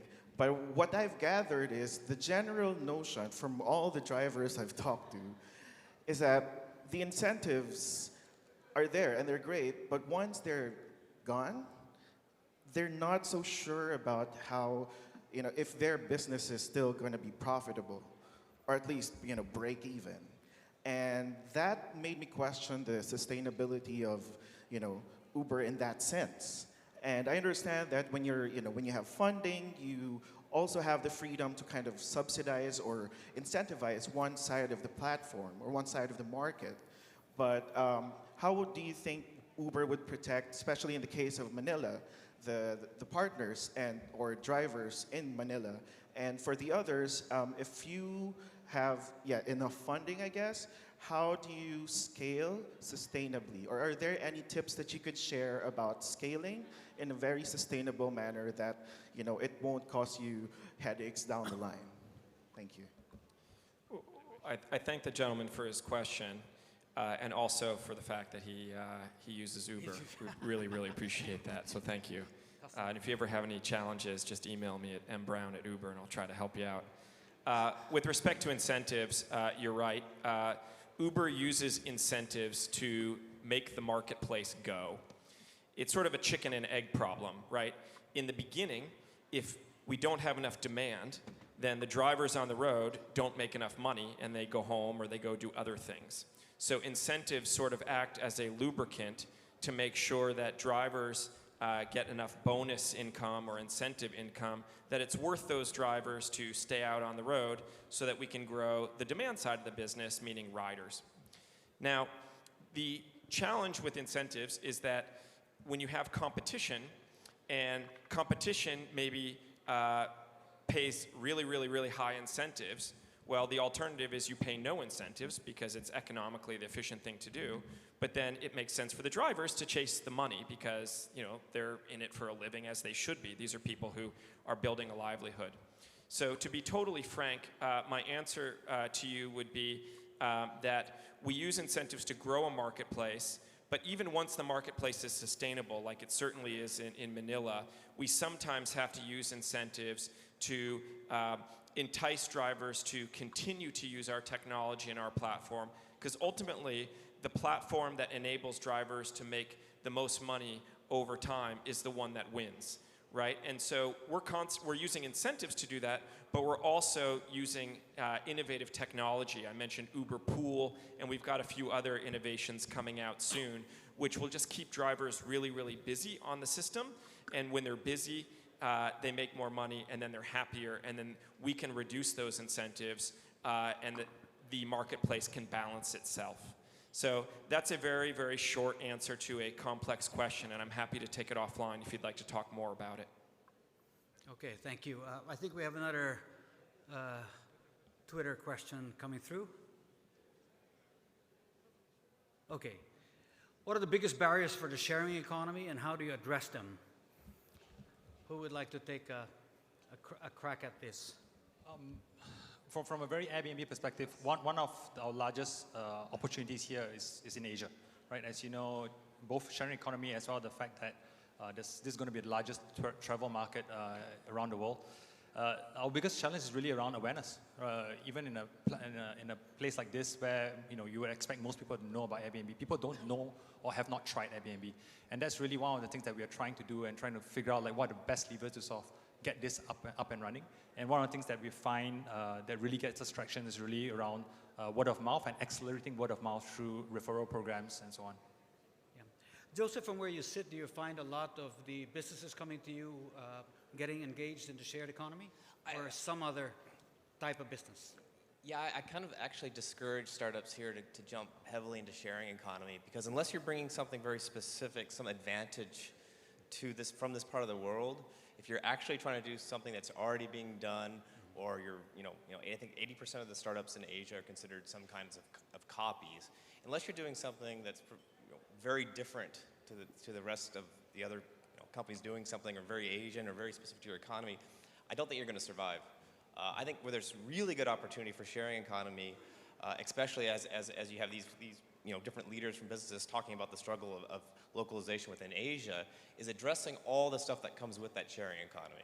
So how do Uber drivers rent cars in Singapore or deal with insurance? Or how do you have it so that Airbnb, they get their places cleaned? Those are all local problems. Those are local problems that you could regionalize quite well and get here first. That's going to help all these other big sharing economies, companies come into the region. So those are the more interesting things. But whenever I get a pitch for, we're going to be the Uber of this, it kind of hurts. Because where are you going to stand out? What's special? How are you going to do something that no one else can do? What's special that you're the first one to do it within this local market? And sometimes that works, but for sharing economy, the scale is what really brings that in. And so I'm more interested in people who are looking at how do you make money as these global players are coming in and want to expand to the local and the regional markets. Okay, thank you. Maybe while we're on that, we're on that topic, now that you're out giving ideas, I'll ask the others. It was mentioned earlier, what pain or problem, should be addressed, and maybe you can, at the risk of sharing some of your trade secrets, what do you think is out here in the region, a pain or a problem that can be addressed to give an idea to the startups out in the audience what they might want to start thinking about? Anybody care to start? Maybe I'll start. Okay, Ken, go ahead. If you look at our economy, meaning agriculture is perhaps one of the most neglected sectors in our country. Meaning, if you think about the number of farmers and how many millions of people that it employs, how could technology really help that? Meaning, if you talk about there's a lot of middlemen in the whole system, technology could certainly find a way to directly link farmers with buyers. And I think this is really one area where, as an agricultural country, some of the startups could really be a game changer in this instance. So we've seen disruption in a lot of these industries, and certainly agriculture is one sector that is ripe for disruption. Okay, thank you, Ken. Simon? I would probably say labor. So one of the things that I've seen springing up now, I'm from Germany, so one of my friends in Germany is running a startup where you can get a cleaner to come and clean your apartment, or get a handyman to come and fix things in your apartment. And I personally had the experience living in Singapore that it can be quite tiring to wade through a lot of classified ads looking for the right handyman to do the right job at the right price. And these apps where you can get labor easily and efficiently, reliably, can very well scale around Southeast Asia as well. So that's one of the next things that I'm looking for, is easy ways to get to individuals that will do certain things and have the right qualifications to do them. Yeah. Steve, any thoughts? Sharing economy. So, one of the things that we do at Xiaomi is we work with a lot of partners. It's not well known that a lot of the products that Xiaomi brings to the market, things like our power banks, our action camera, these are actually developed by third parties who have great innovative ideas. They don't necessarily have an easy path to market, so they bring those ideas to Xiaomi, and we invest in some of them. So we'd be keen to speak to anyone that has great technology innovations from anywhere across Southeast Asia, and we'd love to bring new ideas into our portfolio. Okay. And last two quick ones, JJ or Michael? The next pain or problem you think? No, I think it's more looking at the broader trend, right? The broader trend is like the whole idea of ownership is not as big as it was before. And the idea is like you don't actually need to own something to have access to it. And then thinking from there, what are the different categories that could expand to? Okay. I was kind of inspired by something Joe said. And in a number of markets in Southeast Asia, background checks are challenging because people can get a fraudulent one from the police, or they can kind of make up their own. And so you don't necessarily have the same data providers that you might in other countries around the world for either credit history or kind of background history. Luckily, in the Philippines, we're in a good position there, but in Indonesia, it's more challenging, for example. So I would say identity and background is an area that I think a number of digital businesses would benefit from if a solution existed. Okay, thank you. It's time to wrap up. So before that, I just want to maybe emphasize 2 points. One is, I think, the stress on perseverance. That's the personality trait people are looking for that's common across all your businesses and all the startups. And the second is to scale like hell and really think about getting to scale. I just leave the audience with this last point. Of the 6 companies represented on the stage, 4 companies represent a term that has become, I believe, will become or has become a verb, okay, in the dictionary. That would be Uber, Airbnb, cloud, and of course, Google, which is one of the earliest words I think that became a verb in the English lexicon. So it tells you something about how technology is just really taking over our lives and penetrating our lives. So please join me in thanking our panel, Michael, JJ, Joseph, Steve, Ken, and Simon. Thank you. Thank you very much.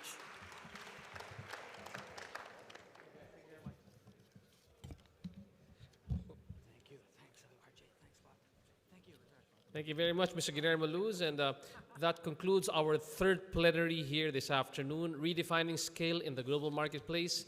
And now, ladies and gentlemen, we are in the 4th and final stretch of our plenary session. I promise you this will be a very interesting one for the cap off day 1 of Slingshot MNL. Now, similar to you, many of you use Uber, many of you probably use Airbnb. For me, every day, I log on to their website. For me, if you've gone online for news, particularly here in the Philippines over the past few years, then you will know our last plenary speaker for this afternoon. I'm talking about, of course, the founder and CEO of Rappler, which today is the most popular online source of news in the country. Now, before founding Rappler, she was actually the former Manila Bureau Chief and Jakarta Bureau Chief of CNN. So she knows a lot about the next topic that's going to be on the table for discussion, which is finding out the most effective ways of telling the story about your startup. So ladies and gentlemen, please a round of applause for our final plenary speaker for this afternoon, Ms. Maria Ressa.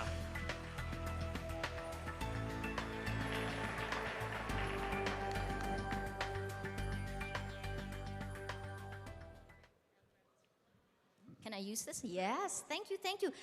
I am the last speaker, so I have to keep you glued. Well, telling a story is actually what I was supposed to do, but what I also want to do is tie it up with how you build something from nothing. And believe it or not, that's what we do when we tell a story every day, right? We have nothing and we begin to build it. So really 3 things to do it. And I'll try to make it short and then hopefully take some questions from you because I want to hear what you're thinking.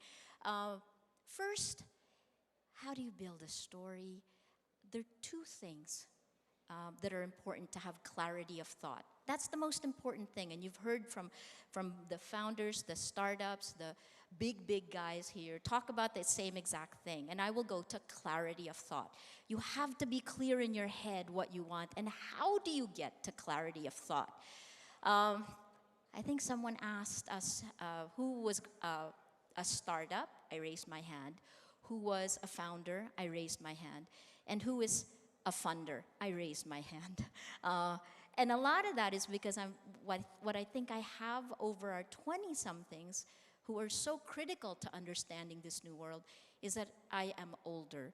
In this new world, you need both the older folks and the younger folks. There is a massive disruption, and I will use that word, but you need the older folks around. So every day that Rappler is online, I invest in it. I invest in it because in order to make Rappler better, I try to pay our folks better than what our competitors would be paying. At the same time, I cut my pay to what I was making maybe 15 years ago. I can't even think of the scale. But that is because I want to prove the idea, and you've heard this too. So let me go to this. So first is clarity of thought. The other thing I say a lot in the workshops I do for journalists is you've got to be prepared. And there's something we call the 7 Ps. Does anyone here know what the 7 Ps are? It works for startups really well. 7 Ps. Proper preparation prevents piss poor performance. Proper preparation, make all of our journalists say that, even when I was with ABS. So the 7 Ps, building your company from scratch. Here's where it begins. I said clarity of thought is the most important thing, right? Then the 7 Ps in order to get to that clarity of thought. And then the last part, the second part of the component for clarity of thought is micro, macro. I'm using myself as a micro now, and the macro is the startup world. So how do we get to that clarity of thought? 2 parts of your brain. All of these slides, by the way, were taken from friends, family, people who, that's the other part. I don't think you can invent anything new. What we do today is really take a landscape. When Uber and when Airbnb, when Google, when they did it, they took what was already existing and took away the blinders that the people who were already in that industry had. And that, I think, is how we do it. So here's how we've solved the problem. You do your research, and it's messy. Then you begin to see your concept, you look at what you can do that's different, and finally you'll have clarity, right? So here's this thing for clarity of thought. And it's the same exact thing for a story, it's the same exact thing for a work of art, it's the same exact thing for a startup. Left brain, right brain, creative thinking, because you can't just, I don't think you can create a startup if you're not thinking of a huge thing, something that inspires you. Why would I leave? When I started Rappler 3.5 years ago, I had been a big media journalist for more than 20 years. Why would I do that? So you imagine the creative thinking part and then the critical thinking part, the part where we go to school, we do the math, we do the budgets, and then somehow everybody has talked about finding a problem to solve. If that hits your passion, you will find it. You'll improve, you'll design, you'll refine, and you'll invent. I think that's where it comes in. These are the 5 phases, and I think you know this, right? You examine, you begin to understand what it is you're looking at, then you begin to come up with an idea. What will be different? In the case of Rappler, I was working in a big media organization where I could see the potential, but the very structures that made traditional media successful were the very same structures that were preventing us from moving fast enough into the new world. So you begin to look at that idea. Then you begin to experiment. I was lucky. I got to experiment first. In fact, when I left ABS, I left a 3-year plan that included what I was doing in Rappler. That's kind of interesting, right? Why can't someone else execute it? The idea is not the hard part. The hard part is execution, aligning all the different parts that need to align together in order to be able to distill it and create it. This is something important when you're a startup, and I know this so well. When I was managing a large news group of more than 1,000 people, the challenge was to streamline, to make it more efficient, to make sure the workflows were the best they could be. In Rappler, the challenge is to do the 20% of the work that will yield 80% of the returns. You guys familiar with Pareto's principle, right? Imagine the worst thing, and I think this would be death for a startup, is if you were doing 80% of the work that yields 20% of the returns. Oops, you died. One more time. Can you give? So that's part of the challenge now, and that's one of the things we do in Rappler. We started Rappler with 12 people. I came from managing a news group of 1,000 people. Can you imagine that? In Rappler, you think it, you do it. But at the same time, when I was with a large network, if I had an idea, the minimum time of execution would be 6 months. In Rappler, it would be tomorrow. So those are the trade-offs that you do. Focus on the 20% that matters. And you got to figure out what that is, and you can only do that if you have clarity of thought. Don't get lost in the trivial. Don't get lost in the things that matter, right? What are the products? And this doesn't mean you only focus on one thing, because when I was starting Rappler, people kept telling me, Maria, don't try to be everything. Don't be everything a news group is. But we did, and it worked. So also trust your instincts in that. Now let's go to the big landscape. The world is changing. And some of the companies you saw here in the panel are the ones leading that change. But it's not just that. It's technology that's changing it. And take a look at the impact on the business world. The market cap to $1 billion has completely decreased. In fact, if you look at the original companies that were on the Dow Jones, only one survives today, right? So in 2011, they said that the Fortune 500 companies had a lifespan of about 67 years.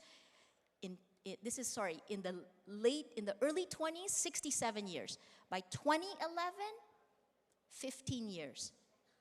The growth to $1 billion, a market cap of $1 billion, it used to be 20 years, and now you take a look at Uber, 2 years. Snapchat, Oculus Rift was less than 2 years. Oculus Rift was crowdfunded, and in less than 2 years, it was bought for $2 billion, I think, right? So that's changed. Things are changing so fast. If you're not seeing it underneath your feet, you should be able to shift.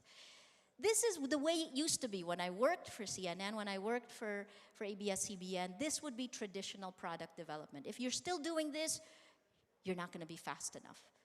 If you're still doing this, someone else will be faster than you. Now we do, you heard Michael talk about how they went to cities, right? Instead of going all the way to the marketing officer. My analogy to that is, it's like creating little terrorist cells. You know, you give the terrorists, sorry, you know my background isn't looking at terrorism, right? So Al-Qaeda had it right, actually, if you think about it. What they did is, they spread this radical ideology, and it's still there, and it's mutated 4 times since 9/11. But they spread that ideology. It wasn't top-down, it was peer-to-peer, and it was driven by little cells. This is the chart I like the best. This is, if you find that little period of disruption, that is the sweet spot. Media, traditional media, grows in a linear pattern. If I could, when I was with ABS, if I could get a double-digit growth rate, that is incredible, right? Normally, you'd be happy. How much do we increase salaries by? 4 to 6%. If you can get double-digit, it's Christmas. But a company like Airbnb, a company like Uber, they have that exponential curve. And that is because it's like this. We used to have these 5-year plans where the lifespan is like a lifespan of a person, right? A lifespan of a person would be, let's say, 70 years. But now with technology, we can iterate so fast that it comes down to the lifespan of a fruit fly. A fruit fly's lifespan is 2 weeks. So imagine if you were a biologist, a geneticist who's experimenting with trying to make better fruit flies, and you will have a generation every 2 weeks. That's that exponential curve. So if you're doing a startup and not leveraging technology, you're missing something. It's technology driven. This is, for me, the big idea that we had. And it actually came from terrorism. I wrote a book called From Bin Laden to Facebook in 2011. And I traced the kidnappers of Ces Drilon. This is actually a narrative about the 2008, the 10 days that I had to get Ces and 2 of our cameramen out from after the Abu Sayyaf kidnapped them. If you look at that, what I learned from this, when we mapped the physical social networks, was that you basically spread ideology, ideas and emotions through 3 degrees. And if you find those degrees, you can chart what spreads to them. And when you chart the social networks, you can harness the power of social networks, and you can map the spread of emotions and behavior. Why is that important? Well, first let me show you the physical social network, right? Look at the degree of difference between if you can find Osama bin Laden. Up on top, you can see Osama bin Laden right in the center. He's connected to this big circle here that is Hambali. Ridwan bin Isamuddin Hambali is the operations chief. This is your quick thing on terrorism. Hambali was the operations chief of Jamaat Islamiyah. Hambali basically planned the Bali bombings. Hambali is connected to go down to a guy named Dulmatin. Dulmatin is an Indonesian who lived in the southern Philippines for 7 years. And he is connected to this guy at the lower left, Salih Saeed. Salih Saeed was 18 years old when he went out of the jungle and kidnapped Ses, Jimmy, and Angelo Valderrama from their van and brought them into the forest. Salih Saeed's father sheltered Marwan, remember Mama Sapano? Marwan, the high-value target. So you can see 3 degrees of influence between him and Osama bin Laden. Why do I tell you that? Because social media, another big change that I hope every company here is using, is your physical social networks on steroids. That means no boundaries of time and space. So that was the basic insight for Rappler. And if you look at this here, I tried to figure out how things spread. They spread from ground zero, and then it spreads through what we would call an echo chamber, right? And needs help to get to the next one. Number 11, see the natural boundary of the echo chamber? If I really wanted to spread the idea through that network, I would hit number 10, number 2, and number 17, and that would spread out. But if you can hit all of those, and that would be either hit them with an idea, emotion, or a message, or a brand message, right? If you can hit all of those, it spreads fast. That was part of the idea behind Rappler. This is the idea behind social media. Social media, that post that you put, hashtag Slingshot MNL. I should actually show you and map it, but the post that you put out is only the tip of the iceberg. It connects this way. Because what are our physical networks? Our physical networks are our family and friends. Social media is your family and friends without boundaries of time and space. Social media are your family and friends on steroids. So your tweet carries an emotion or an idea. It's loaded into the words that you put in. It travels on social networks, virtual social networks. Social media has no boundary of time and space. That then impacts behavior. And the easiest thing, again, I go back to a terrorist analysis, is ISIS. Look at how well ISIS has done with social media. They've done it better than any news group. They've done better than any brand. ISIS has convinced people to give up their lives. If you know this, there were 2 15, 16-year-old girls in Britain who traveled there. A whole family from Indonesia who traveled there. Families from Malaysia. So this is kind of an interesting thing. It's rooted in real world. I like figuring out how people behave. And this model actually cuts across cultures. So this is what we did with Rappler. I'm still a journalist through and through. That's our core. But journalism in this day and age, when you combine it with technology, can do so much more than what we used to be able to do when I was with CNN. If you add it with the crowd, it's actually magical because you can do so many things. And the technical ways, so this is content creation, and we use social media for engagement and community building. We can crowdsource with our crowd, which then moves them to action in many instances. And then the last part, and this is again the same as Uber and Airbnb, that crowdsourcing somehow gives you data. And that data you can feed right back into the mix. That's what technology allows us to do. I have 4 minutes left. I'm gonna try to. So this is what we did again as a journalist. If you know Rappler, you've probably seen me show this. We broke down the walls. We broke down the barriers. I hired the smartest 20-somethings we could find because 40-somethings. One of the things I realized when I was with ABS is when I rolled out a computer to all the reporters, they weren't so thrilled because that meant extra work. But as for 20-something, when we first began Rappler and we brought the computers to the first 12 people of Rappler, oh my God, it was Christmas Day in July, right? And if you can look at that, what we did is we took an iPhone, so a camera that used to cost $35,000, a Sony or an Ikegami, now costs free. It comes free with a data plan. And we built a metal casing around the iPhone and added the things that made it steady, that made it more professional. And these were our first two, among our first two reporters. Ayu Makaraig was a producer for ANC. And the two cameramen behind her from ABS-CBN. And they're laughing at her because she's just talking to her iPhone. But they laughed for a few months until they realized that all she had to do was take her iPhone, click and punch, and it's out live, right? When it's speed, that helps, and it's HD quality.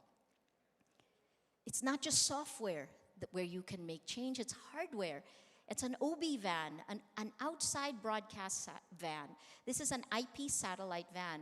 To buy one for broadcasting is anywhere from $800,000 to $1 million. In my last year with ABS, I bought 6 of them and I got a discount, $200,000. But that one, with the new digital technology, we can build for $100,000. Imagine what that can mean. So we can go live, and that same truck we brought to Tacloban. This is behind City Hall, and it could give broadband to that area. At the same time, excess generator capacity meant people could plug in their cell phones. Some of their, there was some medical equipment that needed to get plugged in to pick up excess capacity. I'm running out of time. I have 1 minute, 1:53. This is the big part that I like. Remember I told you we can do so much more when we work with the crowd. Journalists plus Move PH. Move PH, there's a line between us, but Move PH is our civic engagement arm. And these are some of the things it's been able to do. It's essentially, well, let me put it this way. In Indonesia this year, Move PH helped save a life.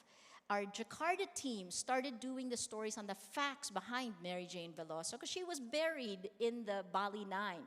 That's where international media coverage was. Because we had a team there, they started doing the stories, and then our Move PH team here picked it up. She looked innocent, and it looked like a bad comedy of errors why she was on death row. And that Move PH, partnering with Change.org, partnering with Filipinos who wanted to help, all of it led to a sequence where Mary Jane Veloso, hashtag Save Mary Jane Veloso, actually did help save her at the 11th hour. And now the case is moving up. We used it for Project Agos, and this is where I'll end. The last part, oh, sorry. I will end with this one thing. The one on top is working with the military. It's not just the military, it's really crowdsourcing help during disasters. The Philippines has 20 typhoons, an average of 20 typhoons every year. You're feeling a very small one right now. It's actually veered away already. But for so long, top-down government workflows haven't been enough. And now we've built a platform that can actually help take bottom-up civic engagement and push it up. We've now signed with the National Disaster Risk Reduction Management Council, the Office of Civil Defense, and a whole bunch of government agencies, 38, my last count. I'll leave you with this one video. It is the first time. We rolled out Project Agos in 2013, 1 month before Yolanda hit. And when we did it 1 month before Yolanda hit, my friends told me, why are you focused on that? That's very, very academic. Not academic. Climate change is here to stay, and we can help each other. This on Typhoon Glenda is the very first time that it succeeded. And it took a year to get there, right? I'll run it for you. It runs a minute. Crowdsourced. Typhoon Glenda, known internationally as Ramasun, intensifies as it moves closer to the Bicol Samar area Tuesday. Normal people just plotting this up. They're putting up their pictures, and then it took us 8 months to get all those maps, the hazard maps from government.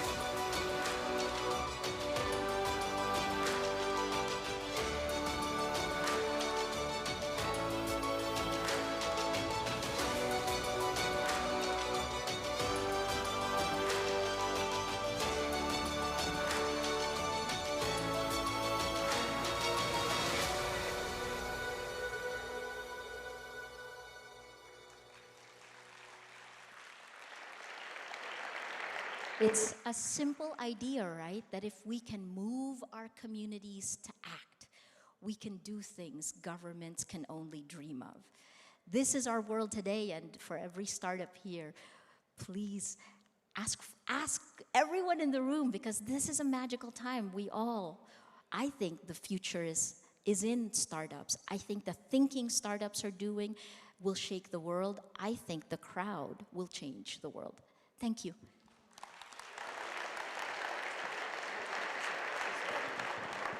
Again, thank you very much, Ms. Maria Ressa. Very inspiring discussion. In fact, I think the most insightful thing was to find out that Rappler actually came from studying terrorist cells. I mean, for me, that was quite informative for us, so maybe we should study the book. Maybe you'd like to plug the book a bit so people can pick it up. Maria, where can they pick up the book? Sure, it's on Amazon.com, but also you can buy it at national bookstores. So that was the other thing also. I first published it here in the Philippines before we published it in London and the US. So again, we weren't really supposed to have a Q&A from Maria's session, but it was such an informative one. I think very inspiring for many of the startups here as well. If you've got some questions, again, you can put them online on Slingshot MNL or APEC 2015, or from the floor, just raise your hand. We will just send one of our representatives to you if you'd like to ask some questions. Are there questions from the audience for Maria? Or I guess they're pretty much, they've been silenced by the wonderful presentation. Yes, please.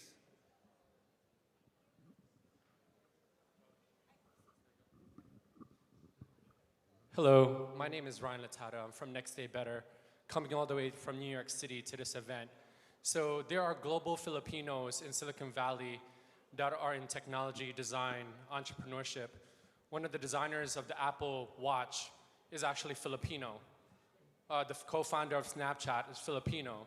So what is the role of global Filipinos in helping develop and build this ecosystem? And you're awesome. Oh my God. Hello, Ryan. I think what we're seeing is that the world is collapsing, right? As a global Filipino, I say come home, because ComScore said this in 2010. This was the social media capital of the world. Other countries have moved away, but there are tons of opportunities here. But what we need here, I was just telling Paul, we need coders who think product.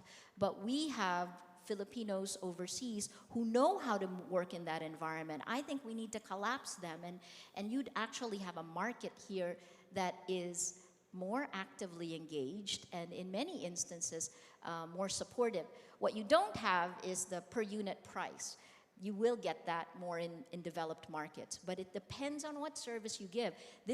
I call this, you know, when I was looking at Rappler, I was living in Singapore, and it took 1 day and $1 Singapore dollar to set up a company there, but it took us 6 months to set up Rappler here. We came home because I think the Philippines is a petri dish for social entrepreneurs. I think it's a petri dish for collaboration. I think the other part is because we're coming from a low base, we can actually leapfrog. And that's what I hope many of the startups will learn to do. Take a look at what they're doing outside the Philippines and then bring it home. The challenge to expats, to Filipino, to balikbayans, is actually understanding their roots. It's the same challenge I had when I first came home. And I came back in 1986, and it was the first 6 months were the loneliest 6 months I ever felt. You're probably going through something. You should come home. Why should you stay? Because, okay, let's just talk brass tactics. 1, you can do much more with much less here. 2, your environment is actually an environment of experimentation. That's the upside of having weak institutions. There's always an upside to every downside. And then the last part is, if you have that network in the States, Jojo, you should talk about this, right? If you have that network in the States, you can actually collapse that. That's a business opportunity. There's a lot more other founders and funders here you should talk to, but I think this is a great time to come home. Thank you so much for that great question from our global Filipinos. And Maria, I guess one of the great things as well, how it's helped leapfrog. I guess here in the Philippines, where we experience a lot of well, for lack of a better word, for corruption. I mean, social media has done really a lot to stem the tide of corruption because of its ability to expose And I hope very quickly. I hope it can do a lot more, right? I'm looking forward to the 2016 elections. It'll be the first time. You're going to have 40% internet penetration rate. That's large. That's significant. It only takes 23 million to elect a president. Remember in August 2013, social media drove one Facebook post took 7 days to get 100,000 to 130,000 people out in the streets in Luneta Park. You remember hashtag Million People March? It wasn't a million people, but it was 100 to 130,000 people. And we've never rallied against corruption. In fact, my old boss said, Maria, why do you care about corruption? That's not a gut issue. It is a gut issue. And I think that that is part of the ills that we can all solve. I hope technology helps do that. So there's a lot ahead. And how about for yourself? You've seen also a lot of opportunities. I mean, you have a unique perspective. You're coming in as both as a journalist and also as a tech startup, technically. What are you seeing as the opportunities across the region? Because I know that Rappler is not only here in Manila. You also have Rappler in Jakarta because you came from Jakarta, so you probably were able to use the network over there. But what do you see as the other startups from your perspective that can cut across the region? So both in Indonesia and in other developing markets, cell phones, it's the same in the Philippines. Cell phones will allow us to leapfrog.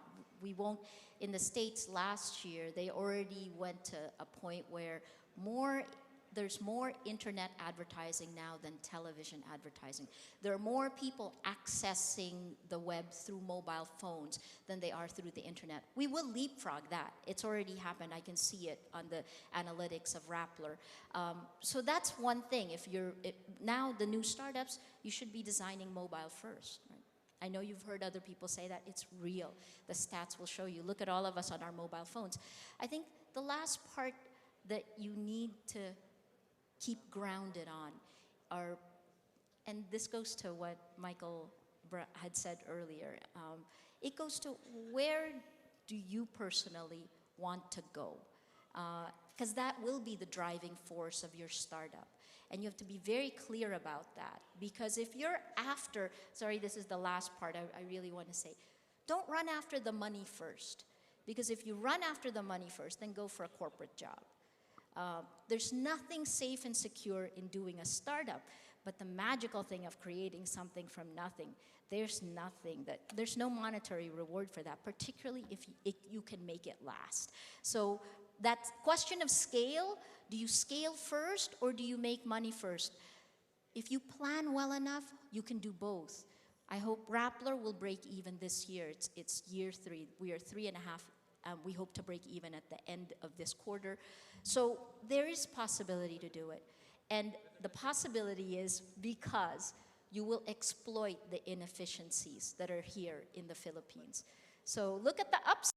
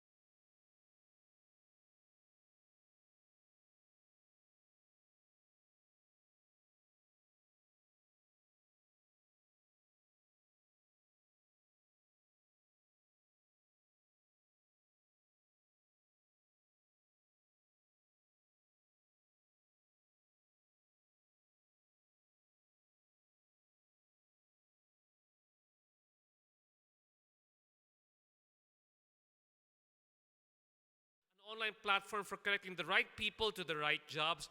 This will be happening in Meeting Room 6. Now, the next one in Meeting Room 7 is Be the Change You Seek, the Atlassian Secret Sauce. In that workshop, Atlassian will be talking about the various collaboration tools that can be used to create meaningful changes in the fields that we work in. And last but not the least, and I think very important for all of us, is how to protect your business workshop by the local intellectual property office. That will be in breakout room 5. In this session, we will learn about securing the proper legal protection for the products and processes of our companies. And again, ladies and gentlemen, together with this one, our upstairs, our exhibits will be open once again. Please feel free to peruse and patronize our different exhibit startups. Again, if you find something interesting in any of the rooms, or if you want to feature any of our startups, again, please go online and hashtag them using the hashtag Slingshot MNL and of course APEC 2015. And after all the workshops are done, the networking starts again here at around 6:30 to 7 p.m. at the mezzanine floor exhibit area. So again, please come over here for more networking here this afternoon and this evening. So again, ladies and gentlemen, thanks so much. And this concludes the first day of our session. A round of applause, please, to everybody. Thank you so much for joining us. We'll see you again later here tonight for our networking reception. Maraming salamat.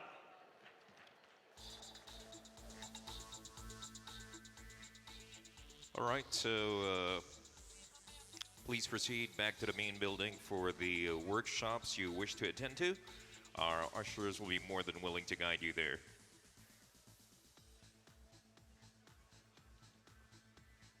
For breakout room 4, we have the DOST Tech Push 2015 Innovations for Change. It'll be for 2 hours. For breakout room 6, Make Something People Want by Caliber. It'll be good for 1 hour. Breakout room number 7, Be the Change You Seek. That's 1 hour as well. Breakout room number 5, How to Protect Your Business by Intellectual Property Office. That's also good for 1 hour.